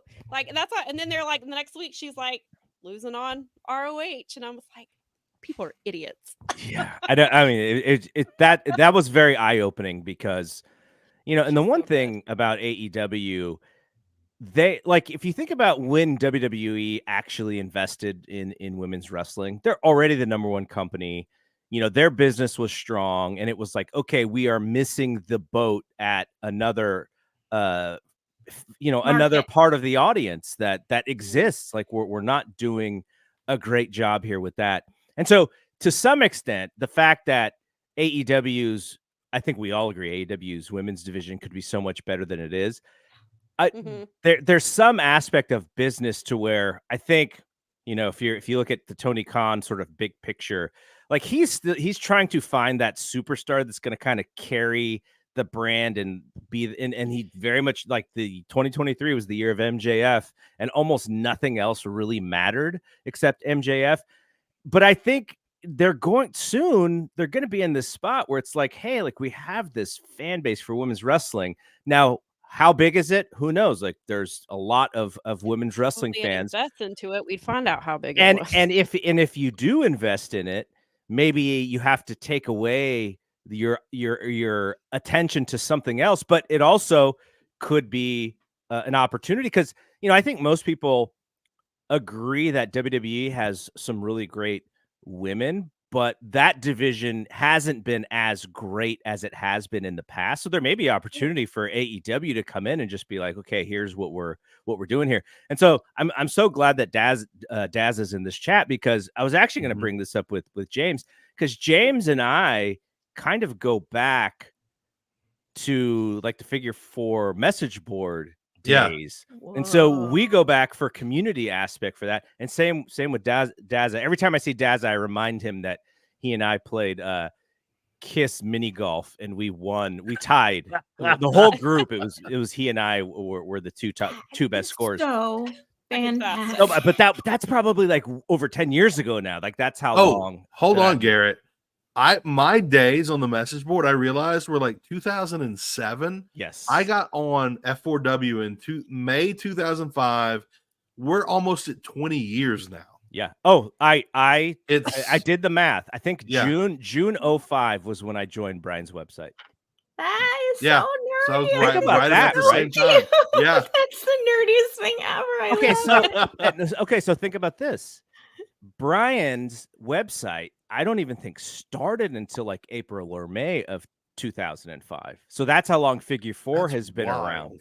And so to be a consistent subscriber for that long, like that's really what has been wrestling community for me until we kind of created our own thing. And the reason why I mentioned Dazza and James is because kind of what we tried to do. Now the board, to me, got out of hand at some point and I just stopped. I just decided, okay, I've never ventured on that board, and I never will. And look, I think there are some people keep their subscription and don't listen to any of the radio shows because they love that board so much. So that's why it still exists. But what we tried to do with our community is go, okay, how can we take the very best part of the board, which is the smart people, eliminate the trolls, eliminate the bad faith people, and create that community? And that's what we tried to do with the old Facebook group until I got kicked off of Facebook. And then still shadow banned. No idea why. What the fuck? You know what the most ironic thing about that is? I run community for a living. I know all of the guidelines for all of these websites, and for them to not tell me, I'm assuming it has to be some copyright thing. The exact same thing happened to me a few years ago when I was making my entire living off of doing Facebook Lives for HGTV and Travel Channel. Just one day, I couldn't log on. I couldn't get on, and it took like Discovery Networks tried to get word on why I was banned, and they couldn't get anything. It took an actual celebrity harassing Facebook for 3 months, and they're like, "Oh, we thought he was spam." And I'm like, I get that if you're looking at me, but just other than that, I don't know how that came across. Well, but it's wild how easily they can just disappear you. I have people who work for Meta, and they're like, I have no idea what's going on. None of this makes sense. And so I could have created a second account. I could have tried to, but I was like, okay, Facebook, great. We'll find somewhere else to go, which is why we created the Discord.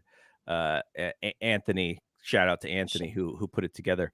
But that's kind of the what we wanted out of the community, and I don't think we're perfect with it, right? Even the Facebook group, I would still be deleting certain posts or telling certain people to stop being a jerk or whatever. But the whole goal with the community is write about wrestling or post about wrestling or anything else, But these people here are good people. They may not agree. We may not agree. I mean, our AEW channels, I'm sure, have tons of disagreement about certain things. But do it from the right place. No trolls, no bad faith stuff. You can disagree with someone without being disagreeable online, and let's roll from there. And I think we've done a pretty good job. I don't think you're going to get perfect at that in any internet community. But, I think as long as people feel like it's a safe place, that's what I hope that we get out of it. So anyways, that's just kind of what's behind all of what we do. Like even our podcast, right? None of our podcasts will be critical about things, because we want everything to succeed. But Yeah. we're not going to flame war Tony Khan about something unrelated to wrestling. We're not going to make fun of Tony Khan or Triple H or dive into their personal lives or any, like, because that's not what it's about, right? It's about having very valid opinions about what you're watching and having fun with it at the same time, We're which here to is celebrate pro wrestling, not to bury it. Yeah, which is what which is what this show. Yeah, but I this mean, we'll show is about definitely. that. Yeah, we'll definitely be critical of some things because I mean, obviously that because there's a time and a place for it, and there are different things that I'm just love. Yeah. I think Yeah. someone made I that mean, point it's somewhere always along the time is that we criticize legit because we improve love, things. because we want it to be better and we want it to continue to be successful, and we want because we all see the value of having a second company in North America. It's made WWE better. It's given more people jobs. There's a lot to be excited about. So, and there's plenty of Yahoos on socials if you want to go get Haterade, drink your Haterade for the day. I mean, and look, it probably works against us in some way, right? For us to be honest and critical and good natured. I think our network's better for it though, because I feel like the core group of people that we get to hang out with, I'm on Discord a lot, and that's one of my our Fight Game Media Discord. I really love everybody on there, for the most part. And even when everybody gets a little out of hand, I think it's so cool about it is that sometimes you have to step in, but what's really cool about it is for the most part, everybody's like, "You're right, I was being a jerk," or "I own I have an opinion and I own it, and that's it, and whatever." And that's humans, that's community, and. A lot of people are like, well, people don't hang out and they don't do things. It's right, but it just changed. We do, because I spend as much time with most of you people as I spend with my family. So, and there's no debating that. And even with people can say, well, it's digital, so is it rich? Yes, absolutely. Yeah. Because we could all walk into a room right now and keep having this conversation just like we had known each other our whole lives. Yeah. So that fallacy that people still have, and that's, I think, just the old generation trying to shake that off finally, that this isn't community. I'm disabled. I can't go out. I can't drive. I can't do a lot of things. If I didn't have stuff like this, I wouldn't have a community, because if I can't walk to it or, sure. And there's no public transportation around here like that. So don't tell me this isn't a community. This is this stuff has kept me sane. And I think a lot of people saw that I think a lot of that was disproven during the pandemic, because this is how people were connecting, in ways that they hadn't, or even more so because they were having a lack, especially people who live on their own and things like that. That's what they were finding community in Discord, in YouTube, comments and message boards and social media and all of that stuff. So I will leave you all with this, because I think the wife and I are going to do a little day date for lunch. Nice. Excellent. So kind of the genesis of how I sort of see this is so in it was probably 2014, 2015, 2016, around that time frame is when I really kind of connected with the local wrestling community out here in the Bay Area. John LaRocca was running shows. He had just created this new independent brand called Premier, and he was doing things a little bit different, way more serious, not a lot of gaga, really shorter, but hard-hitting matches. And some of the guys who he booked, Jeff Cobb was his second champion. Timothy Thatcher was on a lot of shows. JR Kratos was on a ton of shows.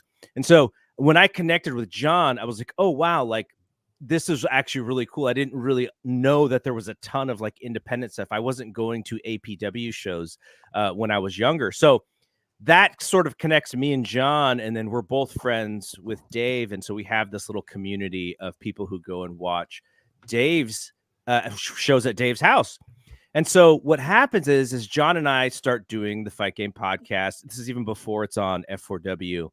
And we start to see some familiar names reach out to us on Twitter. And then we start to see, when we're going to New Japan shows in the Bay Area, there was one in San Francisco, and people are reaching out to us going like, hey, like we're also here. We were like, oh, cool. And, you know, you vet people, right? You look at on Twitter, are they causing trouble or are they like just normal, nice people?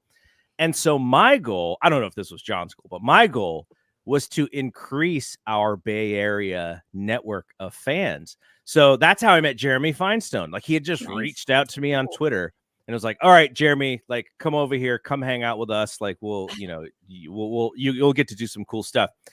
David Rubio, who doesn't, he's sometimes in here, but he's become actually like a really, really good friend. It was sort of the same thing. When I realized he was from San Jose, we were both at the F4W convention. I was like, all right, you're like going to be just come with, when we get back in the Bay Area, you're just coming over. You're coming and hanging out with us. And then his brother, Miguel, is in your chat. Yeah. And so, you know, I didn't even know David had a brother for years and years and years until, you know, maybe the story when we did that hangout. Yeah, Pretty sure that Miguel has like a pizzeria or something, right? Yes, Like, no, he's which like I love because a I'm a former successful pizzeria dude. owner and I love that. So it's all cute. I love listening to him talk about some of his things he enjoys and even the problems because I do miss it and it's funny.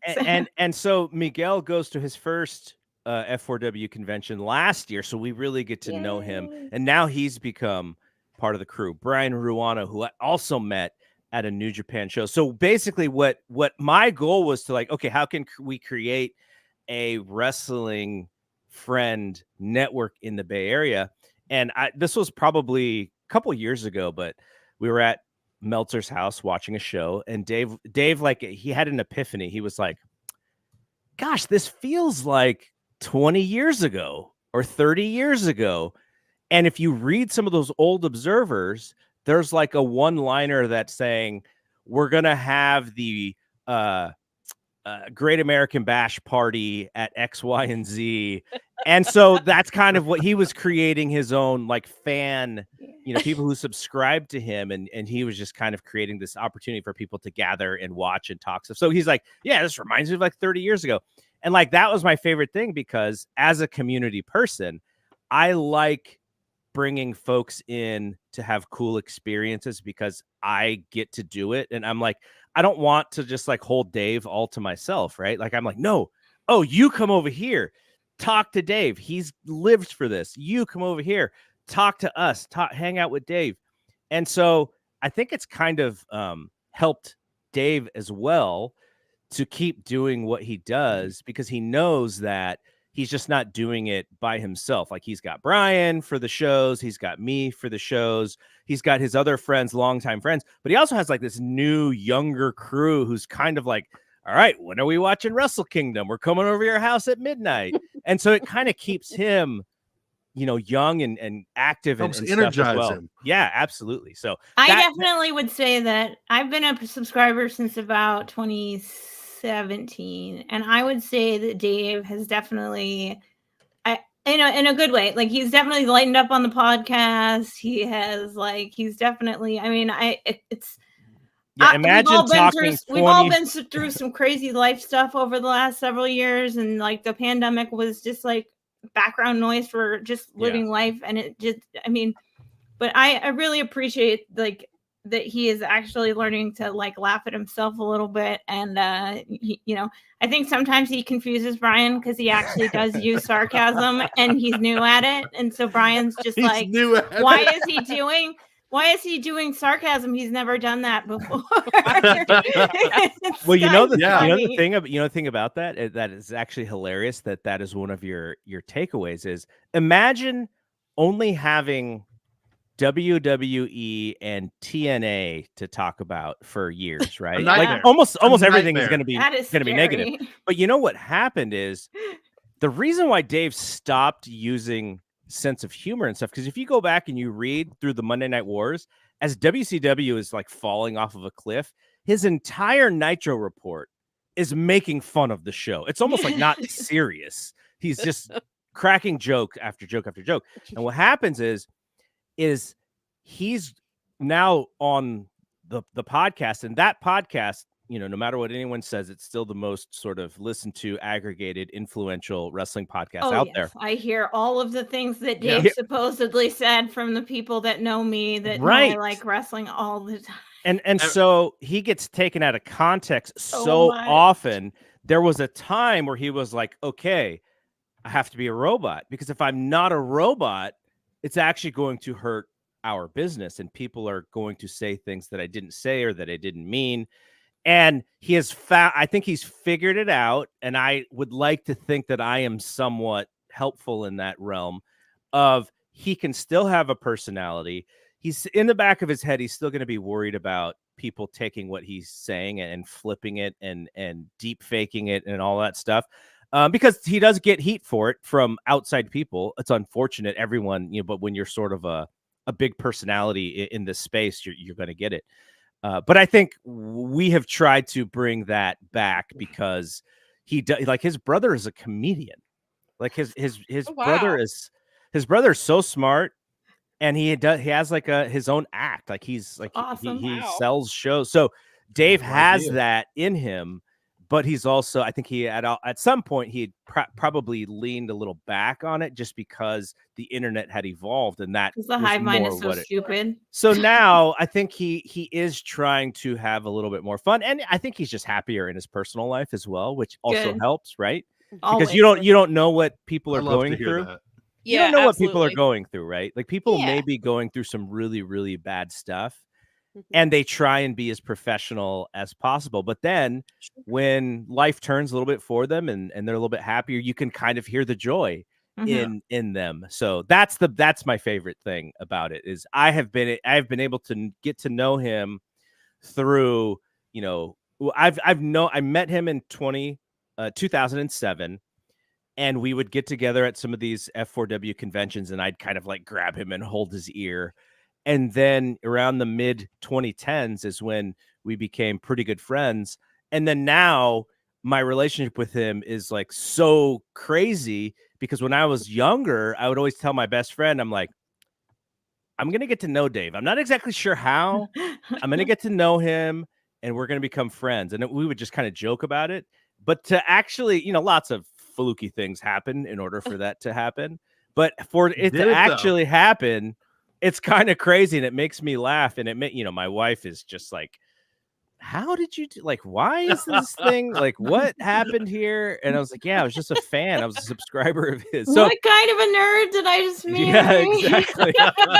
But, I think she gets a kick out of Dave and Dave's significant other. We just hung out with them a couple days ago. So cool. That's right on. But anyways, I've talked too much, but I just wanted to let y'all know that this is so fun for me, and I love what you all are doing. I appreciate you all. This is no one really gets paid in this space unless you're a big, there's no Logan Pauls in this space unless, you are Logan Paul. So we all do this as a passion play, and because we love it and because it's fun for us. And the second it stops getting fun, we probably stop doing it. So I'm just so happy that you all have been able to find the joy in it, and you found your voice, and you found an audience. And that is something to absolutely 100% be proud of, because it is the two of you organically creating this without a blueprint, with very little instruction from me. I was like, 1, 2, 3, go, just do it.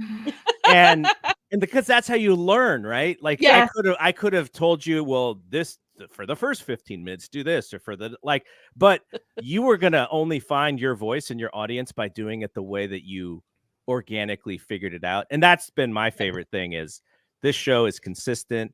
It is there for people. You are locked in. I don't think either of you have missed more than a handful of shows because of, and in some instances it was because of emergency, right? So or wrestling show. But that is the way that your audience knows that, hey, like, I can depend on these two. And that's why I'm here, is because I trust them.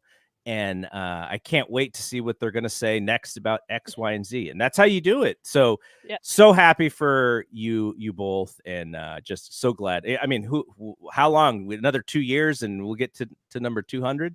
Yeah, we'll be and we're actually going to be doing we're also going to be doing our 2-year anniversary in just a few weeks. So crazy. Yay. Oh, man. We like to party. And I like to make funny hats. Yes. All right. I will see you soon. Love you right. both for what you've done. James, you're the man. Take care, y'all. Thank you, Garrett. Thank Garrett. you. You know, the biggest thing that I took away from all the things Garrett said was, I'm shocked that you two weren't really close friends for years. Like, I really am.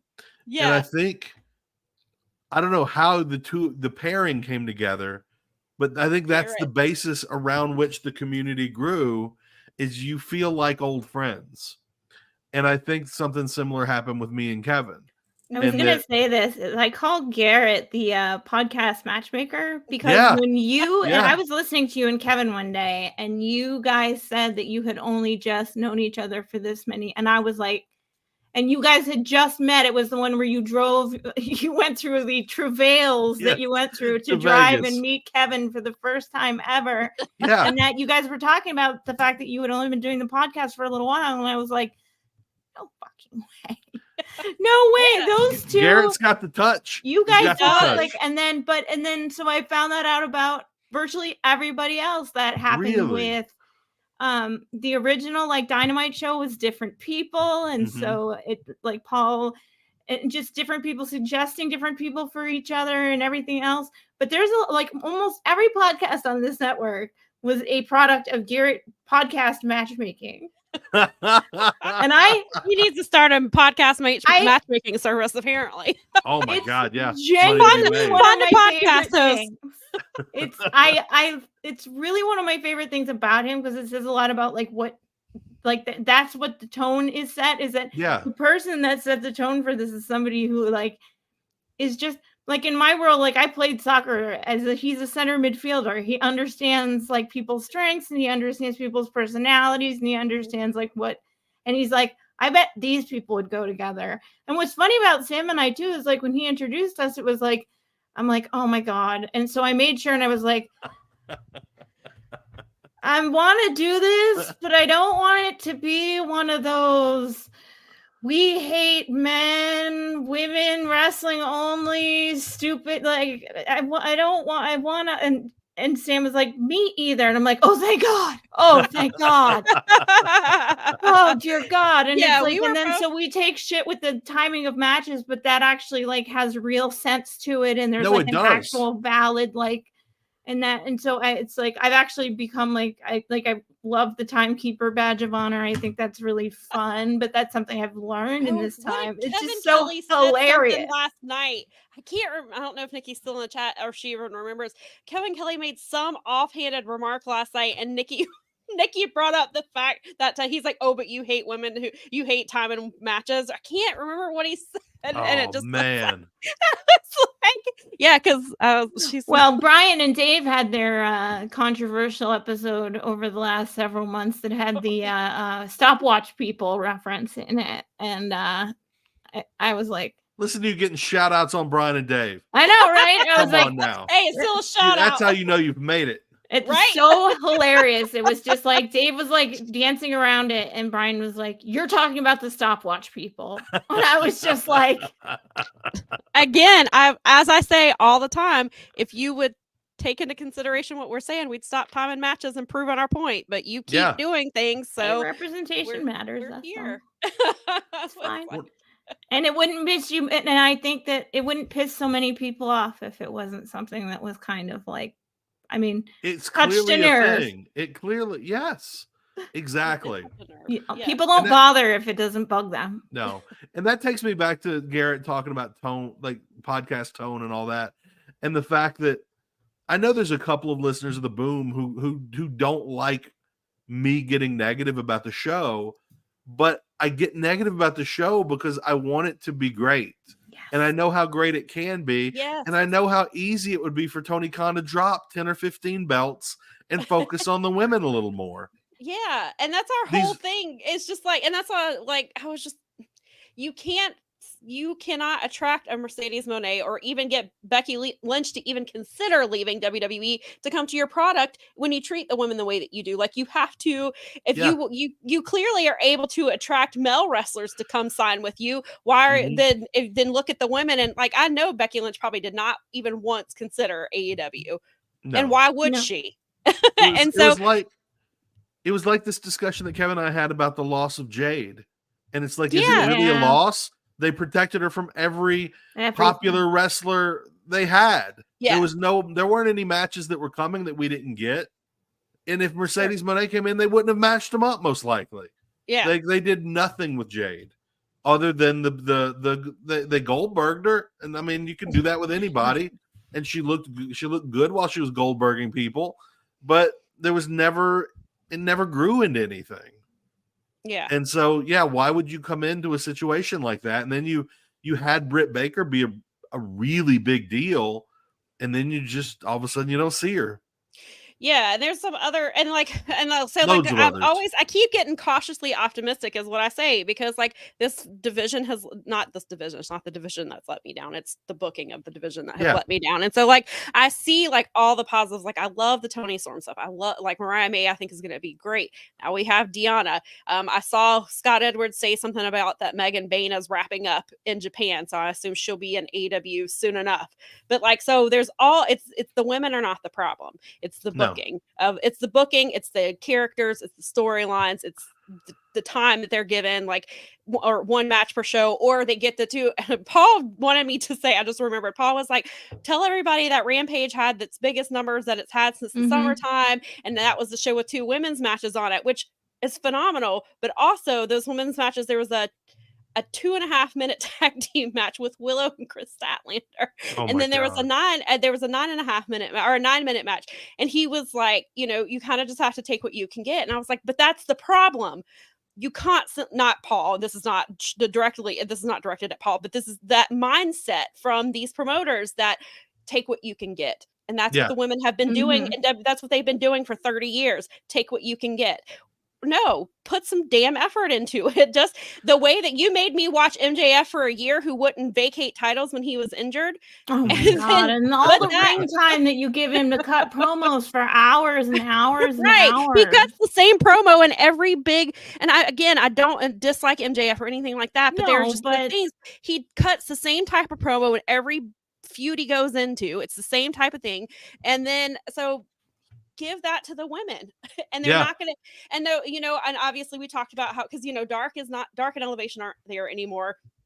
Marina Shafir had that, she had a really awful promo, bless her heart. She just couldn't get it together, but I'm like, then just keep working with her until she gets it. And look at, like, Soraya's very first promo was not good, but she hadn't done a promo in 5 years, and they worked with her and they kept giving her screen time until she figured it out. Remember how awful Britt Baker was at promos when she first started? Yeah. And they just kept giving her, they kept working with her until she got it. And that's, you just have to find, and I know. But now it feels like one woman owns the women's division, and it's her, and that's it. Because even with some of the backstage drama that goes on, I think that maybe that's gone to her head a little bit, and I worry about that a great deal. Yeah, and there's just, and I know, and I get it. Like, I know there's so many wrestlers, and I know it's not an easy thing to do, and I know it's not as simple as it sounds, and I get that, but it's frustrating to hear take what you can get when that's what I agree with that 30 years. It's just one last thing I want to say about this is, if I was Tony Khan, I'd be embarrassed that I have so many people on the roster who look so much better everywhere else. Marina Shafir looked amazing in Bloodsport. She looked amazing in Revolver. Yeah. She looks so good. And then Trish Adora being so much better everywhere else. Yes. And then you've got her and you don't even use her. Yeah, exactly. That brings me back to LeBron's comment. That's the best I've ever seen Trish Adora look, which I can't wait to go back and watch that. Why can't AEW book her? This is where she looks like a confident wrestler, and ditto for Marina Shafir. And both of them are such strong style wrestlers. It's like fun to watch. I want to watch them. Yeah, Trish just she did a stint in the dojo, in the LA dojo a few months ago. That's awesome. Yeah, like, and Marina has, and it sounds like once Danielson is not as active, that maybe Marina will get into all right. Blackpool. Right. We should. But yes, Fingers crossed. yes. You want to let the next one in? Yes. Let's have our next guest in. Speaking of underutilized talent. Wow. What? I'm totally utilized. This is like the unsung hero of fight game media. Yeah. Oh, I'm never gonna know. Many of Oh, our you stop it. clippings and our postings. Can never get enough. Stop it. We're here to celebrate you right now. We're here to celebrate you. I jumped in a few minutes ago, and all I have to add is I was at Battle of the Valley last night, and I saw Trish Adora, and I turned over to Garrett Gonzalez and said, I don't understand why AEW Dynamite and AEW Collision does not have Aminata, Adora, and Athena on their like cards all the time. They would instantly improve the entire division. Just having them. I will say I'm glad that since Queen Aminata has come back from injury, that they are trying to get her out there more and utilize her. I mean, hopefully they give her more than like that match with Sheeta the other night was fantastic. It was just it was that was what I call someone making the best of their minutes when they have them. For real. They took what they could get for real. Yeah, she's phenomenal. Trish, they were great. I love that. I could Trish watch that forever, all the time. I love Trish. There's nobody like her. Yeah. And I just, why is she, like you said, why is she not on TV? No, she's crazy. That was like one of my favorite first, like the first for the culture that you got me into basically was when I saw her for the first time. And like we ended up figuring out that was when was it Shug? Yeah. Wrestled her for the Pan-African Diaspora Championship there. Yes. But geez, oh man, she's a wonderful, like her Queen Aminata, and you just said that, and now I just want that. Now I just want to watch those. You don't need to put them all in there together, but having all three of them in the scene for the women's division on AEW, not Ring of Honor, not Rampage, but literally like front and center, and giving these three women is the capital. It's the capital that they need to give more legitimacy. I'm fine with the women's division, if a little underwhelmed. I just wish that Tony Khan invested as much time in the main event for the women as he seems to invest overly in the men's main event. Well, and I pointed this out to Mel last week. Deonna Purrazzo has main evented like 5 pay-per-views. There's AEW has never had a woman main event a pay-per-view. They've had Athena main event 2 pay-per-views in ROH, but so I was like, they're gonna have to step it up. I was like, Deanna's used to main eventing. If you're gonna bring in Mercedes, she's had main events.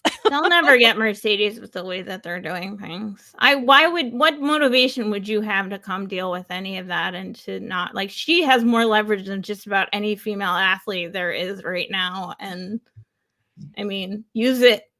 Like, it's too bad. Oh, sorry. You okay. go. John says, Trish Adora is someone I've been saying AEW should have signed and featured for 2 years now. Yeah, they definitely should have. She should be front and center.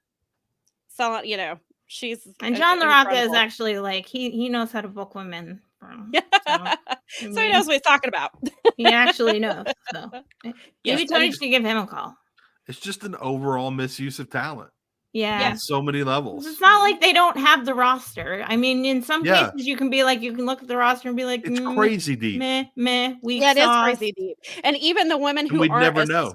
Yeah, and even some of the women who maybe aren't as strong or experienced, that's how they get experience, is being put on TV and put in matches with these people who are experienced. I mean, look at like that. I mean, look at what they did with Marina. Like Marina, they paired her with Nyla because Nyla is an amazing talker. And so and that pairing, it's very odd, but it has worked. And I'm sure that and then you see Marina and she's out here going to Revolver and she's having these incredible matches with like Billy Starks and things like that. And like, so it's the talent that's why I keep saying it's not the talent. It's the way that they're utilized. And we're going into year 5 and it's the same issue as they had on day 1. I just had a thought from the show last night. Uh-huh. How do you think it would work if AEW and CMLL were able to come to an agreement and use Stephanie Vaquer? I saw your tweet about that. Stephanie, I had never seen Stephanie until last year when she was at Battle of the Valley and they did the tournament for the women's title. That's when I saw her for the first time too. I was so impressed and I was like, blown away. Has she been? Like, why is where the heck was this lady? Yeah, she's fantastic. And then I've seen her just a couple more times since then, and she's great. And I'd love to see her if she's been on a couple of like PCW shows or something. I feel like we've seen her now like 3 times because I feel like we've talked about her. And then you guys, I didn't realize she was on your card last night, and you mentioned her in the show. It was almost criminal that it was a pre-show. I was like, there she is again. She keeps popping up. They need to use this gal. She is great. I mean, if you're reading between the lines, she's gonna beat Julia at the next event. Wow. Like with Julia, with the clock ticking on Julia wherever she's going, and the strength of the build for Vaquer up to this point, like it would be shocking because there's no one else to even like heat up in that in a division of three women. There's no one else. Yeah, no there Mercedes. isn't. Mercedes ain't coming back for this. Yeah, I don't think so. But you know, they had Willow in there as the AEW representative last time around. It went incredibly sideways, and a missed opportunity is the most polite way to put that one. Yeah, 100%. But now that we are getting into 2024 and the dust is beginning to settle, she, as in Vaquer, is ideal for being a gateway wrestler to all these promotions and being like a link in the chain everywhere. Yeah. And it kind of up to New Japan and AEW and CMLL, you know, with Fantastica Mania coming up in Japan, to really just do something with this and strike while the iron is hot, because now there's a lot of potential for her. Yeah, and John says 100% expect WWE to go hard after Stephanie in 2024. Well, they would be idiots not to, and AEW would also be idiots, and Impact would be idiots. Everybody would be not to go after her. And as John says, AEW's women's division is very inexperienced, but you just need to hide the weaknesses and highlight their strengths. That's booking. Exactly. Well, right, exactly. You spend the time giving you gave a lot of the other men the microphone for plenty of time. So now, like, you don't have a developmental show really, unless you're using ROH as your developmental. And then if you're doing that, then use it as your developmental, and that's fine. But whatever. But you can't like expect somebody to do good promos if they're only doing them once in a while. Like, you don't get better at stuff by not practicing. Well, like we've said before, you don't get better by sitting and catering and not doing anything and not working with these people. You can't learn how to cut promo sitting and catering.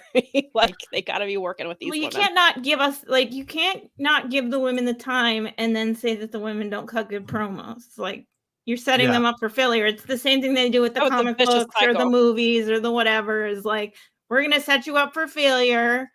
And then we're going to say, see, no one wants women writing comic books, or, you know what I mean? It's like, we're going to put the show on at like 11:30 at night. We're going to put the women's basketball on and say, and then when they fail, you're like, see, I told you so. Exactly. Self-fulfilling prophecy. It's just like, no, come on.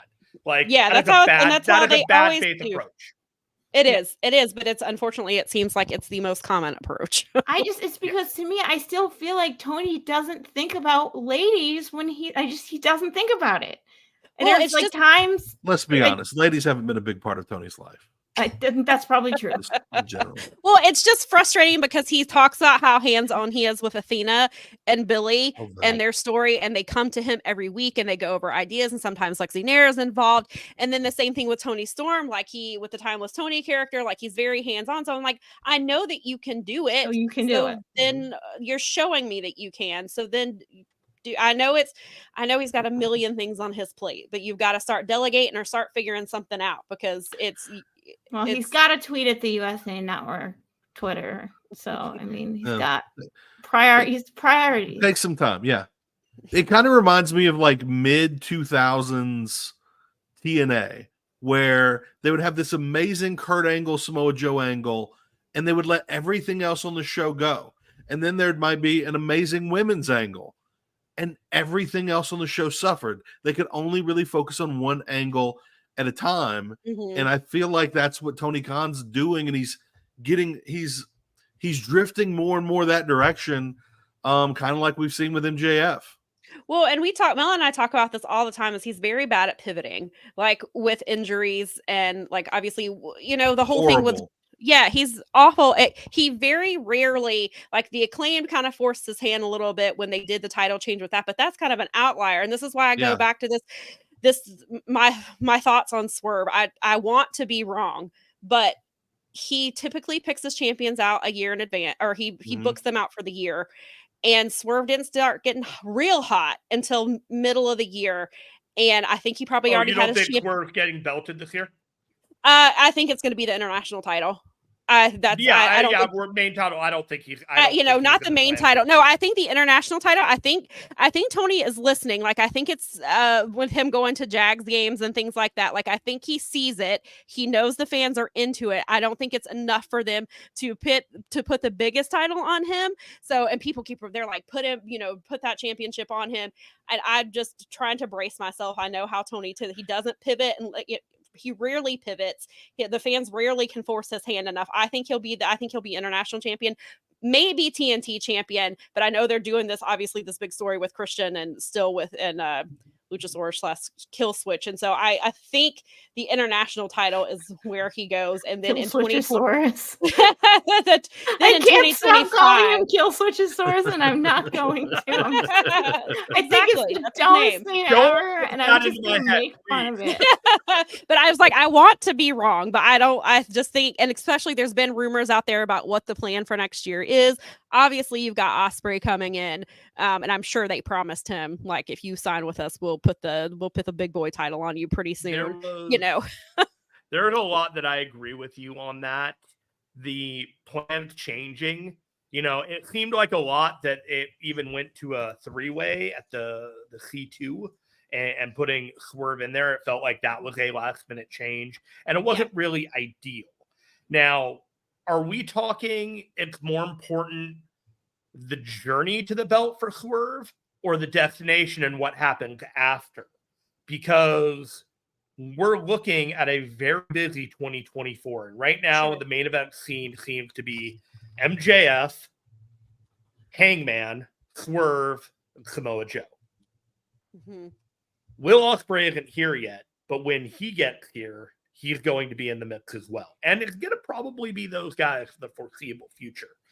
Right. With MJF having the title for 13 months, I'm not sure that was enough stability going forward after the chaos of the CM Punk, Moxley, Hangman, Tibby top of the belt, that we can start passing that main event title around to 3 different people in a calendar year again. So now that Samoa Joe has it, he's the only guy that's had it in 2024. Do you do one title change at some point this year, or do you do 2? Do you have the stories and the layout for that to be viable? If we do a journey for Swerve and you put the belt on him right now, what's waiting for him? We know there's a Hangman match waiting for him. But after that, then what? And then what? We're going to Forbidden Doors. He the guy to have the belt against a New Japan opponent going to that? Or would it be better to have Samoa Joe as the guy in the Forbidden Door main event? These are all things that, like, as a fan, what you want to see should help Tony Khan decide what the best course of action is.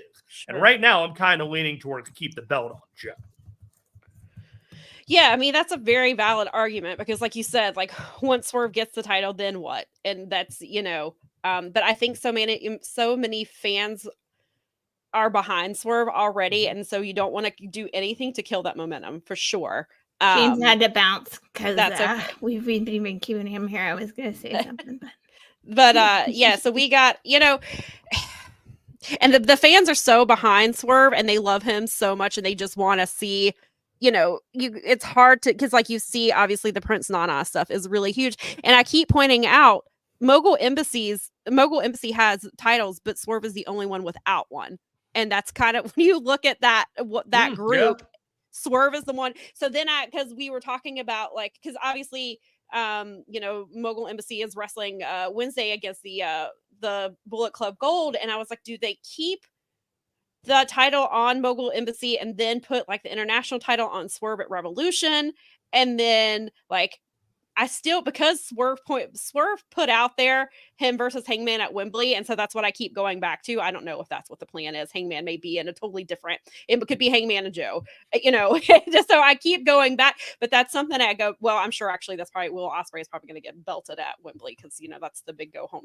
That's the big homecoming story there. But yeah, you made a really good point with that. Is it the journey? Because once Swerve gets there, what do you do? And you have to have good talent there. And I think another reason they could go back with the international title is because when he lost that match to Orange Cassidy a few months ago, like fans lost it. They're like, how did he? Because that match was so good, and it looked like that might be the time that Orange was going to drop it. And I was like, he's not going to drop it before Wembley. But it almost is like he can get that rematch back, maybe at Revolution or something, and win the title there. And then maybe they keep the international title on him going into 2025 or something like that. I hope they have hot feuds for Swerve, because I'm not sure if Tony put himself in a box with his Swerve booking. Because if he doesn't put the main title on him, he can lose a lot of momentum. But if the main title plans he thinks are better elsewhere, we may be in a situation where the window gets missed and he had to make a hard choice. If he can keep Swerve in feuds that keep him elevated and constantly building closer to the main title, that is ideally what needs to happen. I'm just not sure that that's going to happen. Yeah, you could probably do that. I mean, I'm kind of with Sam here now that I'm listening to you say it, though. I think that the international championship, the international title, might be a good vehicle for that, because essentially, like what Orange Cassidy has done is he's been so good, he's used it to like elevate other people. And that I think would help Swerve's journey even more, is that absolutely him elevating other people, because I'm starting to look at that belt almost as a way of elevating. Sure. I just feel like that belt has almost become I'm the belt, like I'm going to carry this and I'm going to use it to like make other people make people pay attention to other people and me and my ability to wrestle. It has become the workworkhorse title. Yeah. I mean, it was originally you defend it against somebody from another country, and then they threw that one out like real quick. Yeah. That you know what? We're just gonna. Well, I mean, what was it? It was like the they said it was like the world something like Pan-Pacific, like it was the All Atlantic. All Atlantic, that's what it was. But it had like that's what it was.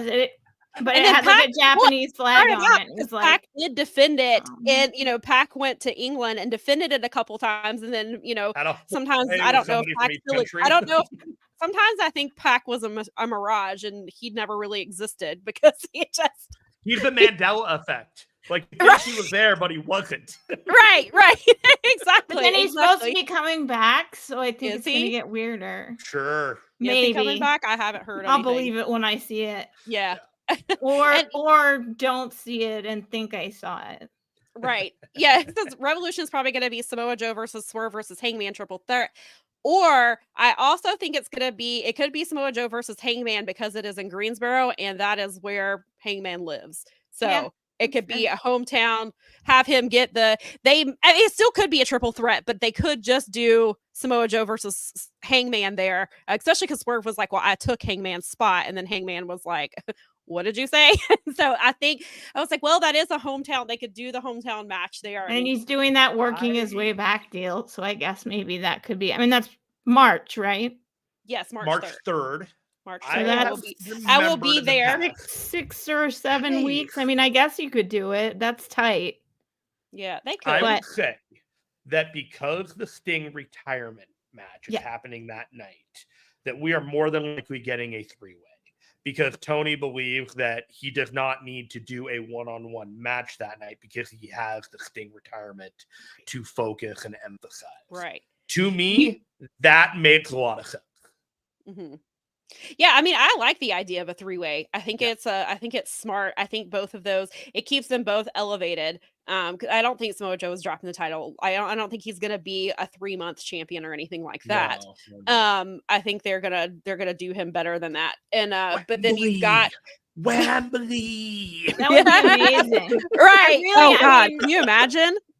I would love it. Yeah. That would be a hell of a match. If it It was would be Samoa amazing. Joe versus I don't know Will if I Ospreay. believe that's what Tony's mindset is right now, but I think I regardless, hope whoever he is holding changes that his mind. whoever's holding that title at Wembley is dropping it to Will Ospreay at Wembley. I don't think see, I don't That's think pretty Will much is true. I don't think Will is going into Wembley as champion. I think he wins it there and then he's going to hold it for probably a year. I That's still my- have that theme song burned into my head from last night at the Mhm. show.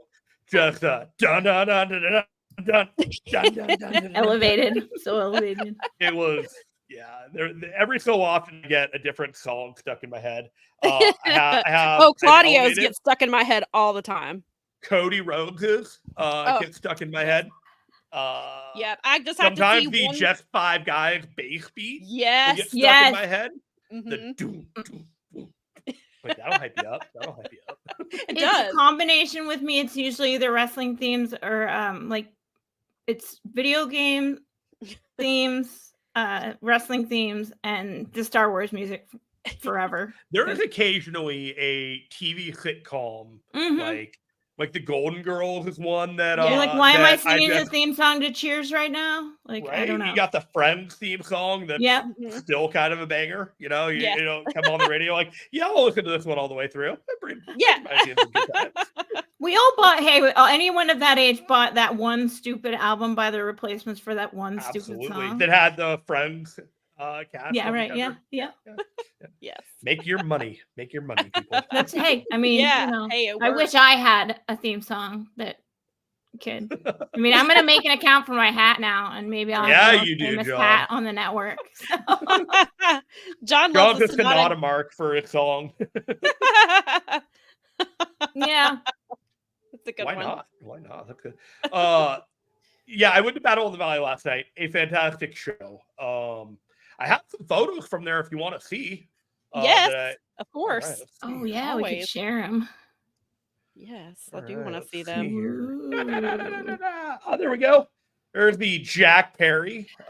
Ripping up his AEW. I got to listen to that with the Japanese announcers, and Ooh. I don't I saw- understand.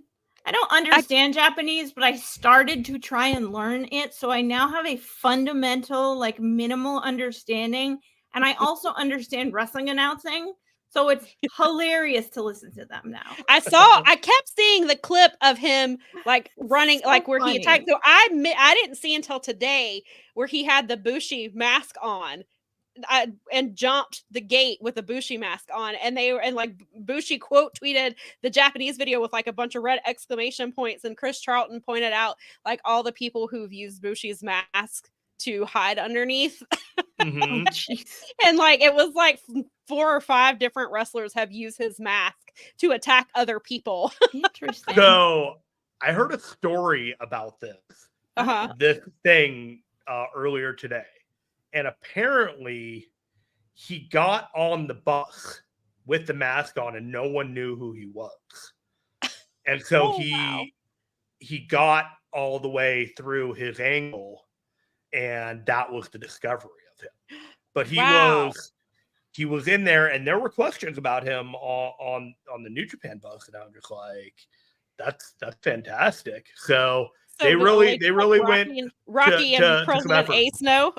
Oh man, it's great. a really interesting angle what they're doing. I think this is Yeah. I think this is a breath of fresh air and a pivot for him that he desperately needed. at the Agreed. I think so competition. too. And I think it sounds like, or it looks like from just a little bit I've seen, that this is kind of balancing the New Japan AEW relationship more too. And it could be like, I think you're right. This is what Jack needs to kind of a breath of fresh air, kind of a character change type, maybe not necessarily a character change, but just like something different and The getting him in- conversation changes from what happened. Yes. Well, he since wears his 7 months Finally. ago. he wears his little armband, and I'm like, my guy, you played a role too.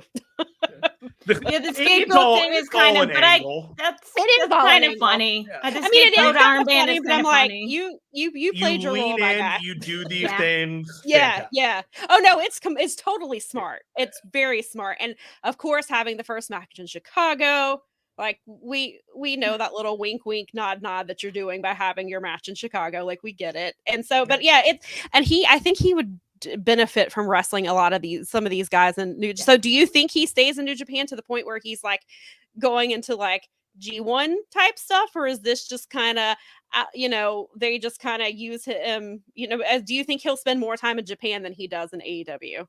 I think we're leading towards Chicago with Shota Umino. I think that's generally the destination.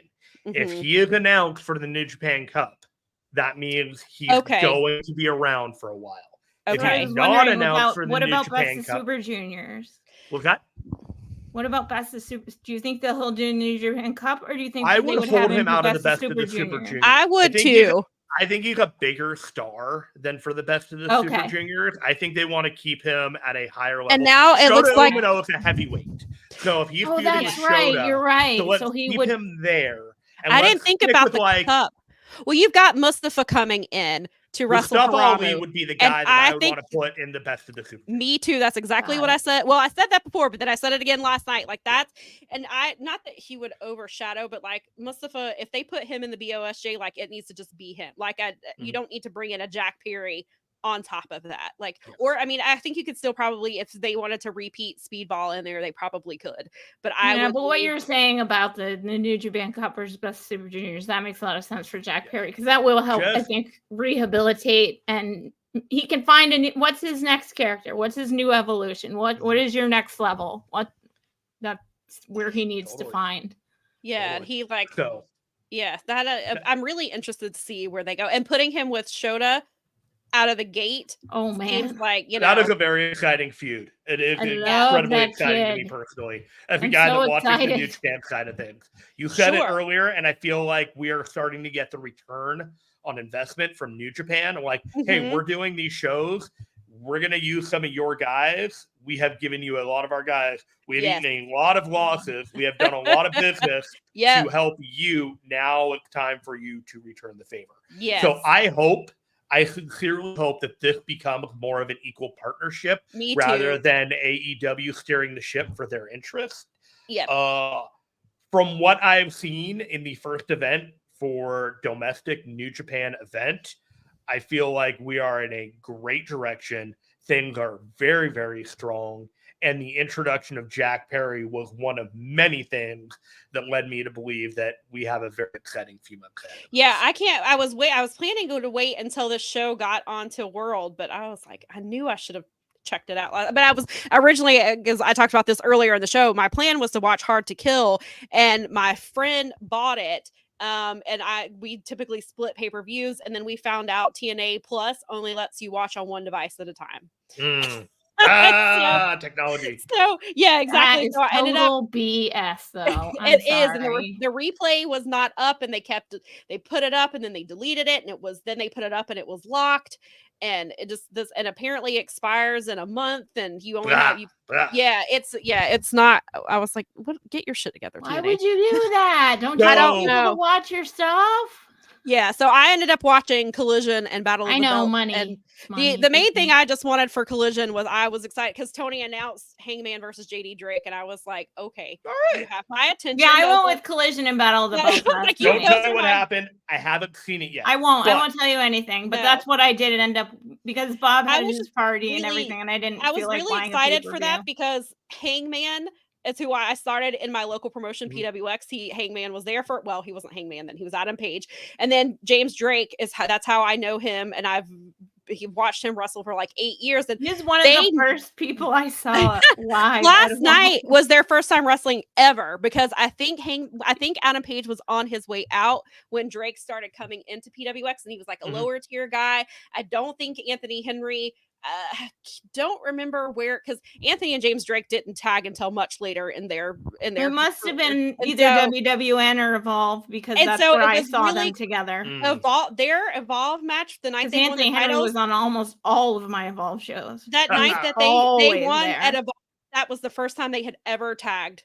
And they hated each other for like 2 That's years. hilarious. So they were tag team champions and hated each other. And look where they are now. Yeah, Yeah, exactly. Exactly. And so they but then it was funny because I was listening and then Kevin Kelly was obviously on commentary, and then I realized Kevin Kelly did commentary for PWX for like a year. And so Hangman was gone, but Drake was there, and so was Henry when he was calling matches. And then If he knows them. yeah, and so it was just funny. I was like, oh, look at all these little look at all these little PWX things that like, so every once in a while, like those things, and then our group text like freaks out because we're like, because we were all Keith, one of our friends, he was there post Adam Page, and so he missed all of that, but he's seen all the Drake and Henry stuff, and so we've all been there through that. And obviously Cedric being in the CWC, like we were there with that too. So so that match last night, I was like, okay, well, if I can't watch Hard to Kill, at least I get this really great match with Hangman and Drake, and they got time, which I appreciated.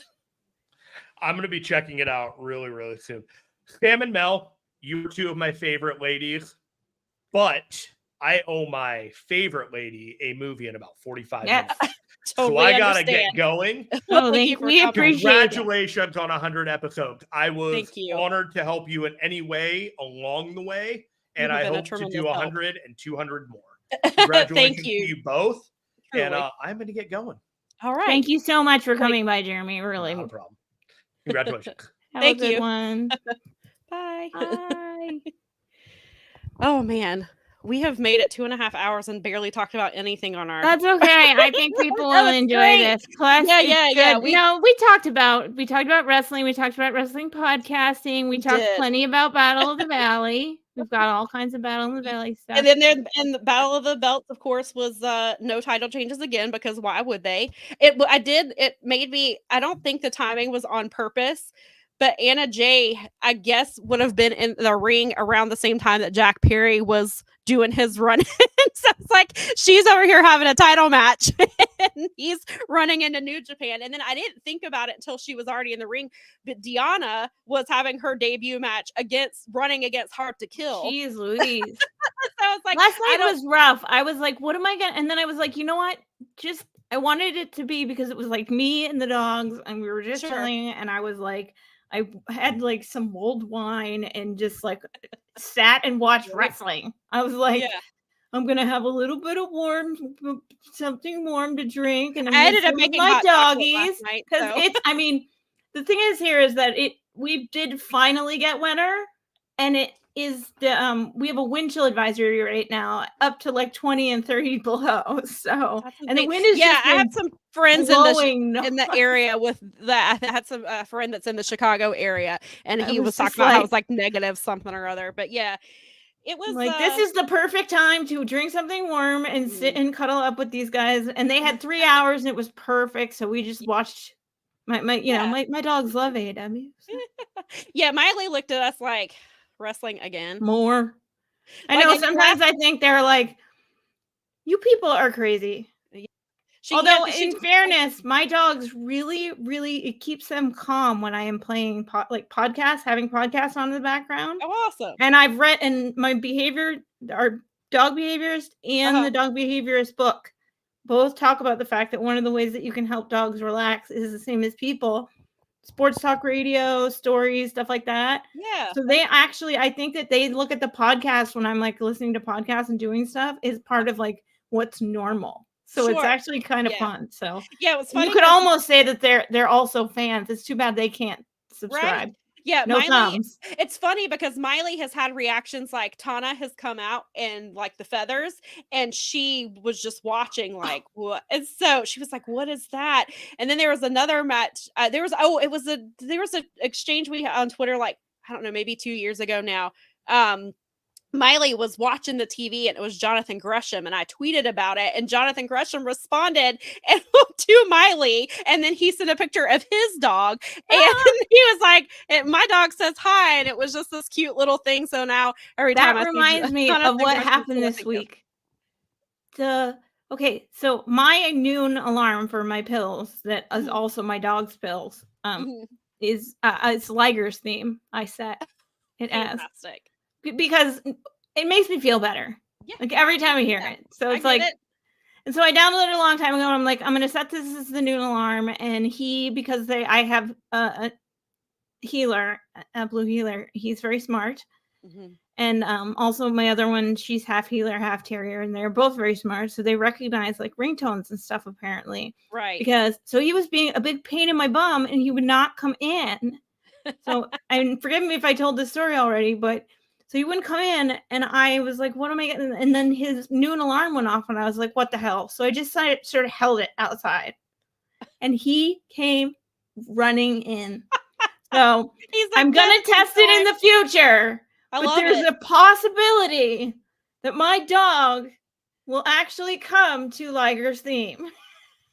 That's fantastic. I hope he does. If that happens, I definitely at least need to like take a picture and tag him. Please certainly, I'm going to see if I can get it on video because that would be fantastic. I was like, what the hell? You know what I mean? I was like, what's the worst that can happen is like anyone who's around is listening to Liger's theme going, what is this lady doing? And that's a joy to their life, even if they don't I was like, please let this continue to be a thing because it will make my life easier.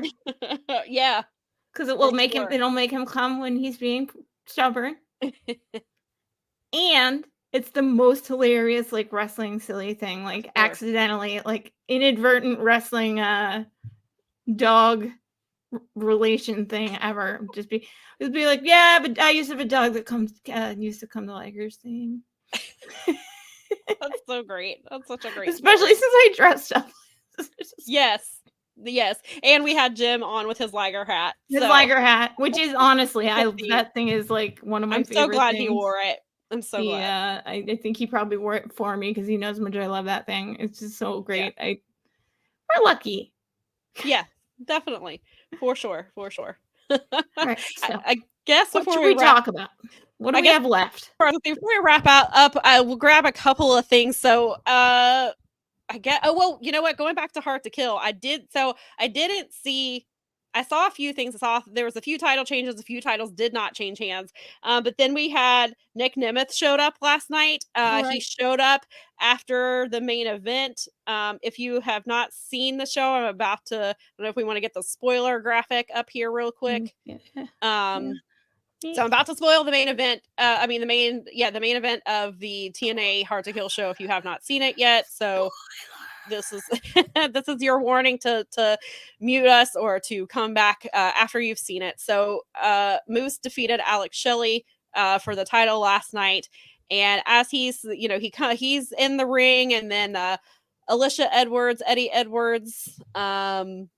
There were two other people. Was it Brian Myers and somebody else? So they're out there, celebrating with him, and all of a sudden this music hits, and it's Nick Nemeth's music, and so they're waiting for him. He comes behind Moose and attacks him, and then he goes through the crowd, and he has on a Motley Crue shirt, and he rips it, and he has a TNA shirt on underneath it. Awesome. So he will be at the Snake Eyes tapings tonight. He's actually wrestling Zachary Wentz. I don't know.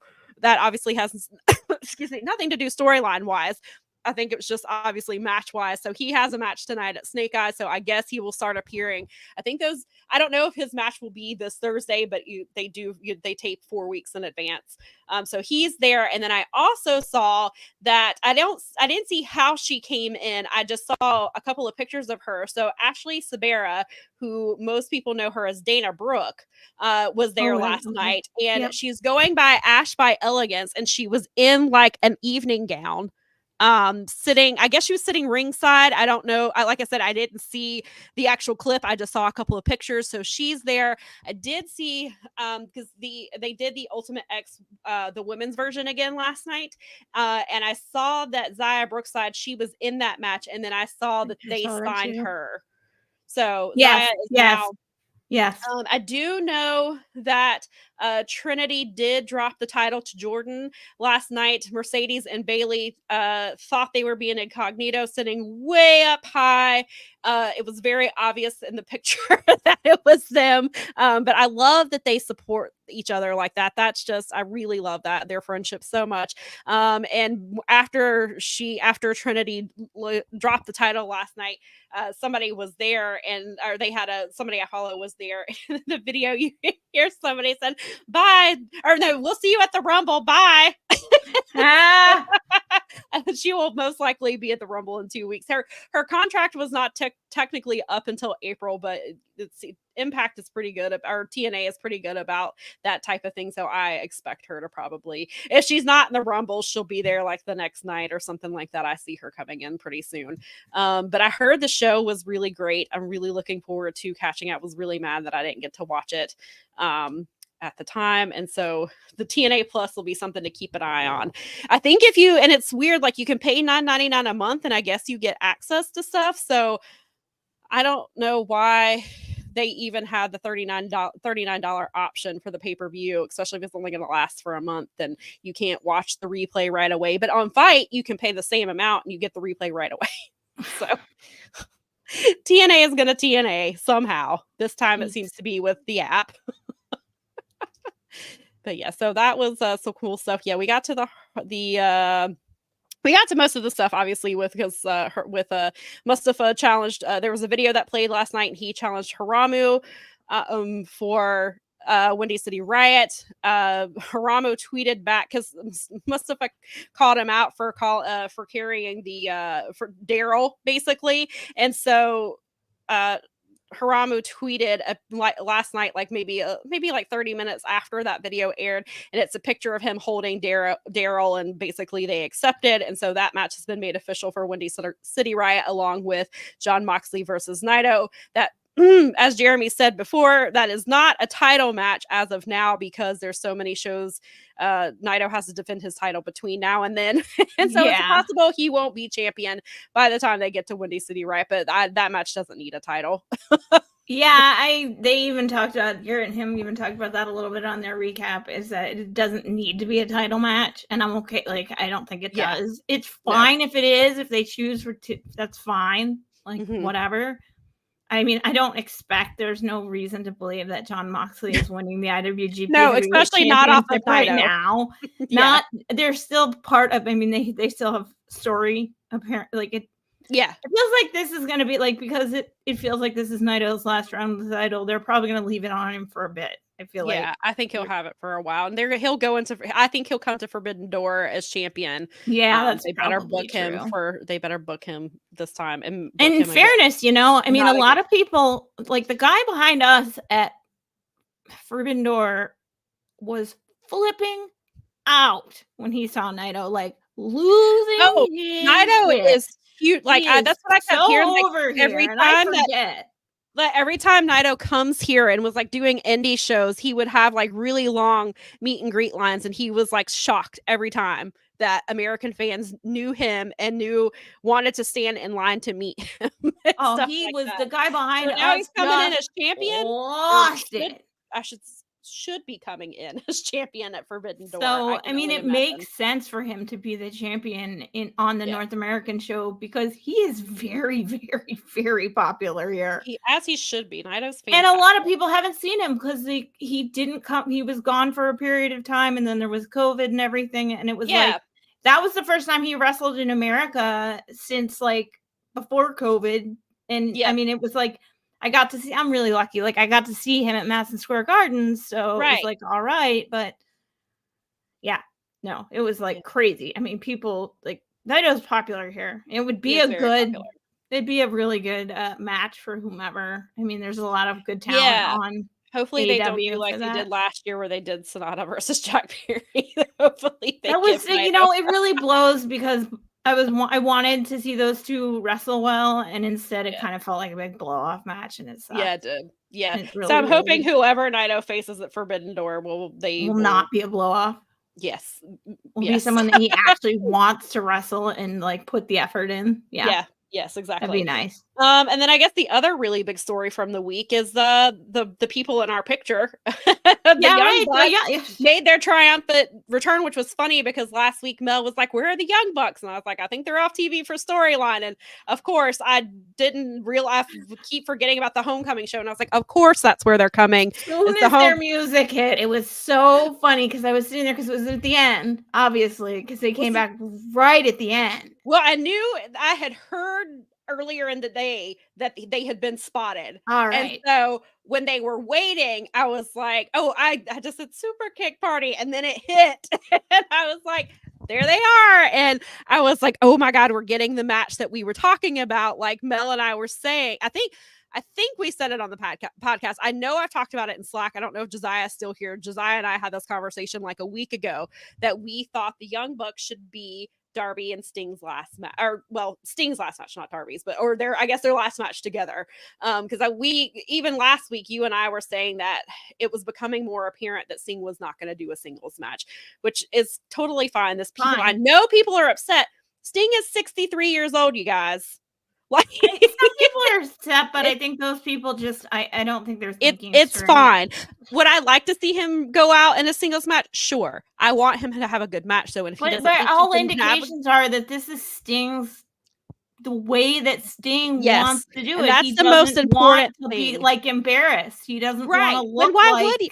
After his career nearly ended the way it did before he came to AEW, I can understand why he wants to go out in a tag. He wants to go out with somebody he trusts in Darby. He clearly trusts the Young Bucks. Because I assumed when they picked him, I was like, oh, Sting picked the Young Bucks. Like this is, and then it came out the next day. There was a select report saying that yes, Sting did pick the Young Bucks. I think maybe Alvarez or Meltzer also confirmed. I feel like it was confirmed elsewhere. And the Young Bucks are gonna, and I know there's a lot of, because they're basically, I know that they're a group that you either love them or you hate them. But the Young Bucks are gonna help, they're gonna protect Sting. They're gonna make sure that Sting looks great. They're gonna make sure that he does not get hurt. They're gonna do, the Young Bucks are not, if they're going to go the route, which I don't know that they will. I don't know that I was talking to somebody else about this. I don't know that Sting wants to go out undefeated. I think maybe everybody else but Sting wants him to go, because that's something that will stand forever. I think like if he retires undefeated, no other wrestler in the history of AEW will ever do that. And it's obviously just a situation. I would love to see him go out undefeated. I don't know that Sting wants to go out undefeated. And so I could see, one of two things. I could see Sting winning the last match. He goes out undefeated. Then the Young Bucks turn on and basically killed Darby in front of him to become monster heels, or they're the, what is it, 20, well, how many ever, I think he's, what is he at 26 matches? I think he's at 26-0 right now. So let's say he gets to 30, say that's match 30 and they get to 29-1 or something like that. Like I could see that being, and then the Bucks get over as monster heels. But I think the Young Bucks were the right call. If they are going to lose out to any, like if they put Sting over, I don't think the Young Bucks they're not going to cry on the internet if they have to lose the Sting. They're not going to go crying online about it. Like they're going to go on. They're going to be part of a legendary retirement match. Yeah, they're going to do whatever Sting asks them to do. And I feel like if you follow the Muta model, that's a very similar way to the Muta match that he finished up in too. And so when I heard this, I was like, well, this to me, I was like, follow the Muta model if you're doing this way. Yeah, agreed. Because that's exactly what they did. And it was like one of the best retirements ever. Was like one of the and then he got a bunch of little weird angles at the end with a bunch of people that he had unresolved heat with, and that were great Easter eggs for people that were involved. But that match was awesome, and he put people over in the match. And I mean, the Bucks are pretty much going to be the greatest tag team ever when it comes down. I think this is smart. I know there were certain people who were mad that it's not FTR, but FTR already had their match with Sting and Darby. Yeah, but they had their match. They'll act like they did. The Young Bucks have not wrestled them. I think they were in like an 8-man or something with Sting and Darby, but they have not faced them one-on-one. So this is a brand new match. The Young Bucks are going to take good care of him. They're going to make I don't know. I like the idea of the guys that like never went mainstream and never like did the big, like they were ROH in New Japan and everything else, but they never like went to WWE and they never did that. I mean, that's not a big deal, but also I kind of love the idea of them being the ones that like like the new generation, and then like Sting going out as like the legend that he is, and then you have Darby, who he's been a mentor to for the last 3 years. Like you have that, so that's why I think there's going to be that angle. Like, because I don't know. I kind of thought maybe titles would be involved. They could still do Sting versus Darby like within the next few weeks, and then win the title at like they usually do a big Dynamite show, like it's some sure. And I guess you could retire that certain title to be like they could just whatever. Or they take the titles and then the Bucks beat them for the titles. Yeah, and and that puts them over, because I think regardless, I think that clearly we see they're turning heel. The pervy mustaches. Well, they turn even they're villain mustaches at Full Gear when they lost. They did the old.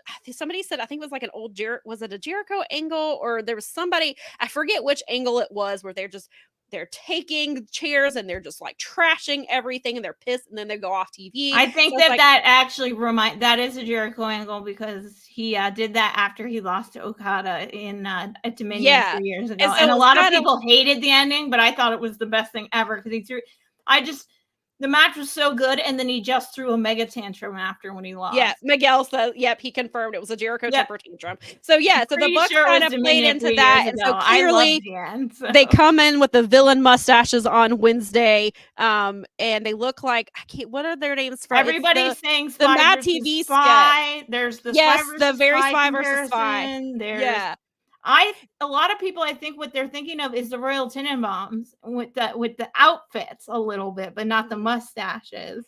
Right. But I like the outfit is also. I just think they have an old school like cartoon villain thing going on. Those mustaches are very much.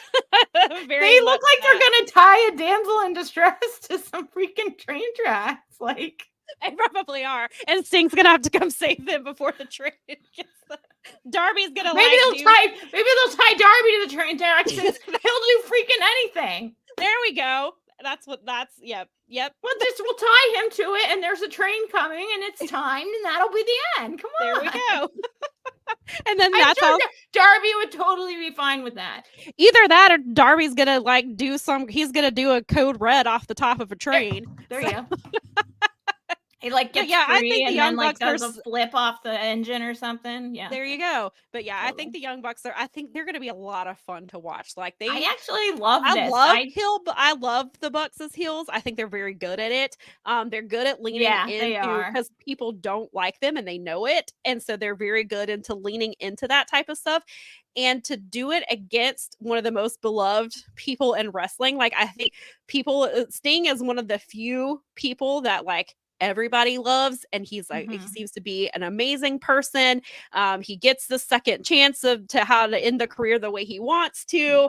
And then you have the Bucks come in and take good care of him and make him look great, but then you have him either they're the ones who they hand him his only loss in AEW, or they get the win and then they murder Darby in front of him and send Sting on his way, and then they become monster heels. And maybe Kenny Omega comes back, and who knows how that will play in. I don't know if Omega comes back and is monster heel too, or if they kind of keep them separated. But there's a lot of fun possibilities, and so I'm glad the Young Bucks are back. And I heard somebody say somewhere along the line, and I don't know, this was unconfirmed. I just thought I read it somewhere. Someone said that this has been an angle the whole time, and even pulling BT was an angle. And that's me. I said it last week. Is that you? Okay. Yeah, I said it last week. But yeah, I was like, who was it? Sam that said it? It was me. Yeah, that was. And I was like, the more I've been thinking about it, the more I'm like, those little sneaky. Because I've been reading their book. Remember? You have been. And those little sneaky jerks, what got them over? What people don't them coming out like that is perfect. That's what got them over with people. That's what really pushed them over with people. Was that when people would call them spot monkeys, they would lean into being spot monkeys. Yeah, and then that's when they did the thing that they did with the Hardys, and the Hardys were calling them spot monkeys, and they were doing when they were doing the Bucks of Youth thing with them, they were. Oh man, those were some of the best PTs ever.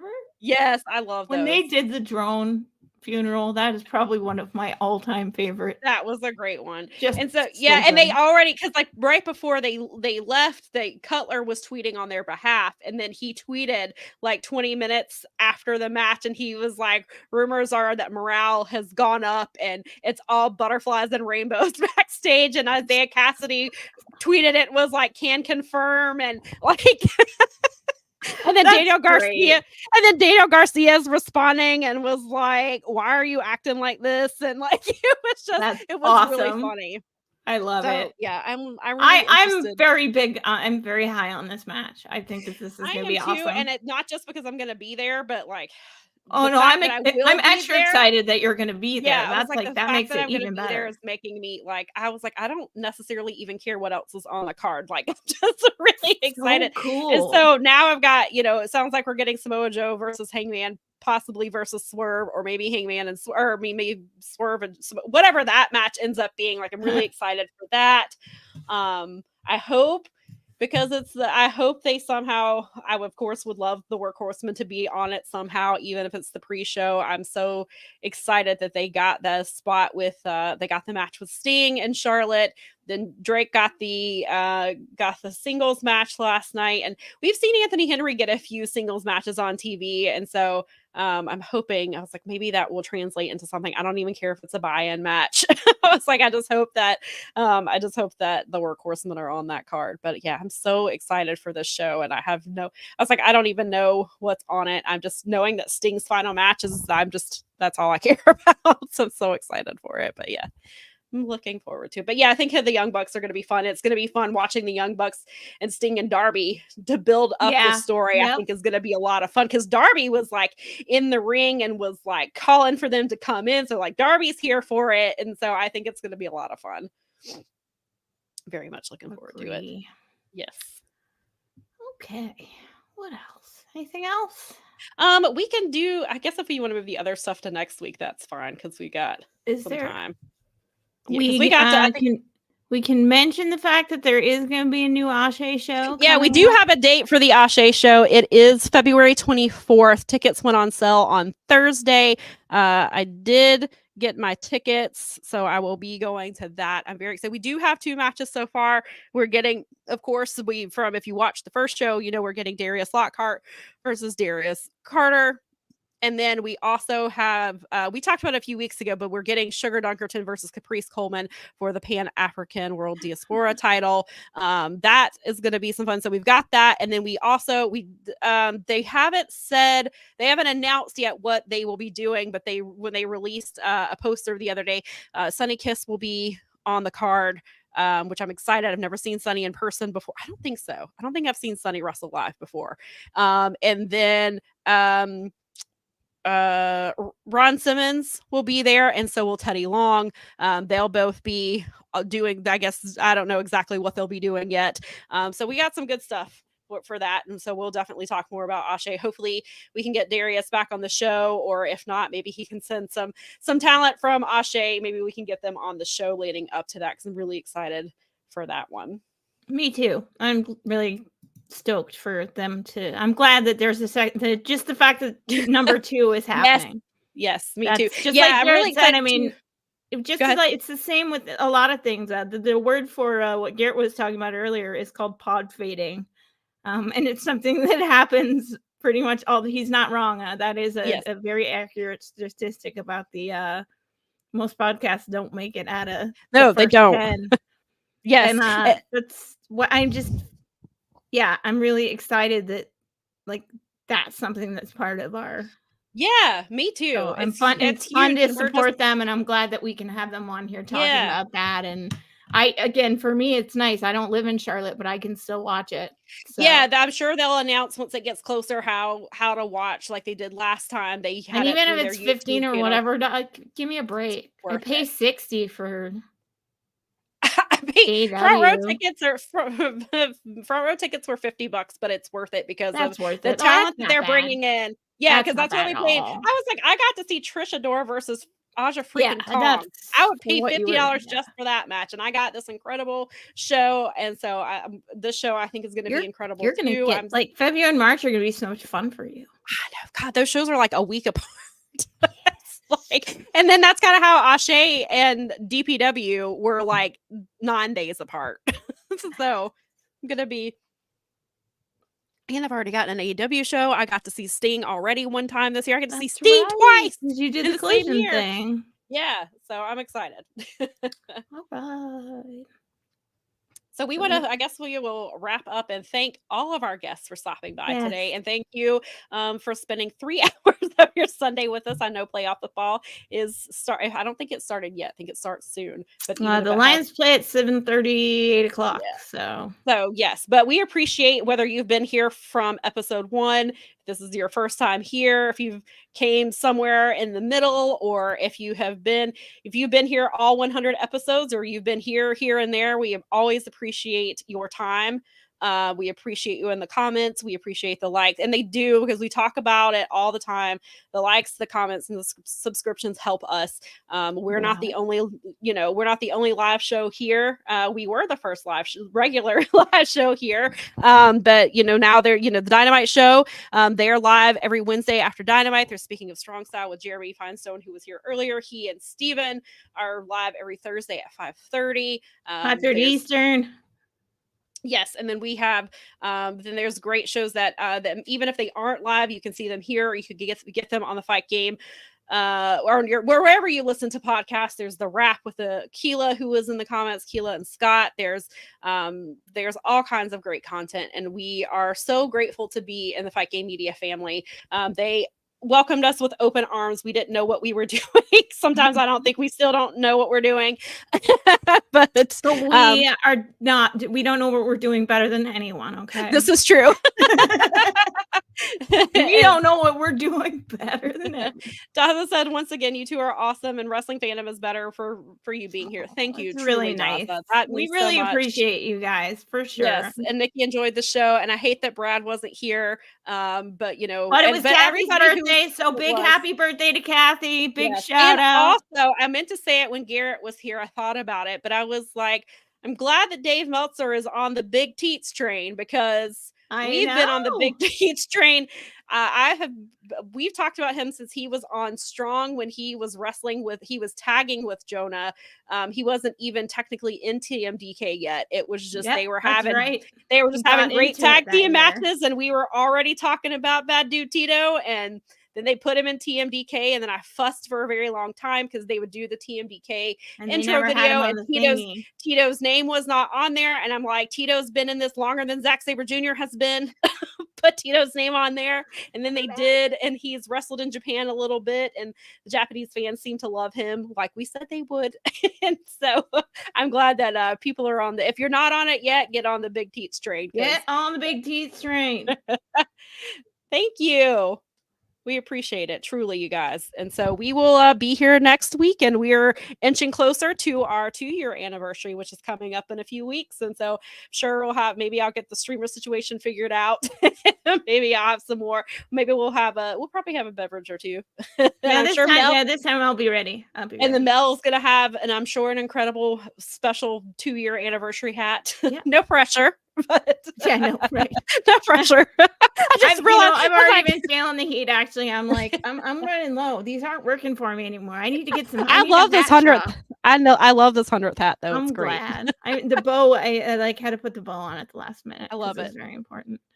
All right, everybody, have a wonderful Sunday. Thank you so very much for all 100 episodes. We'll see you on 101. Maybe.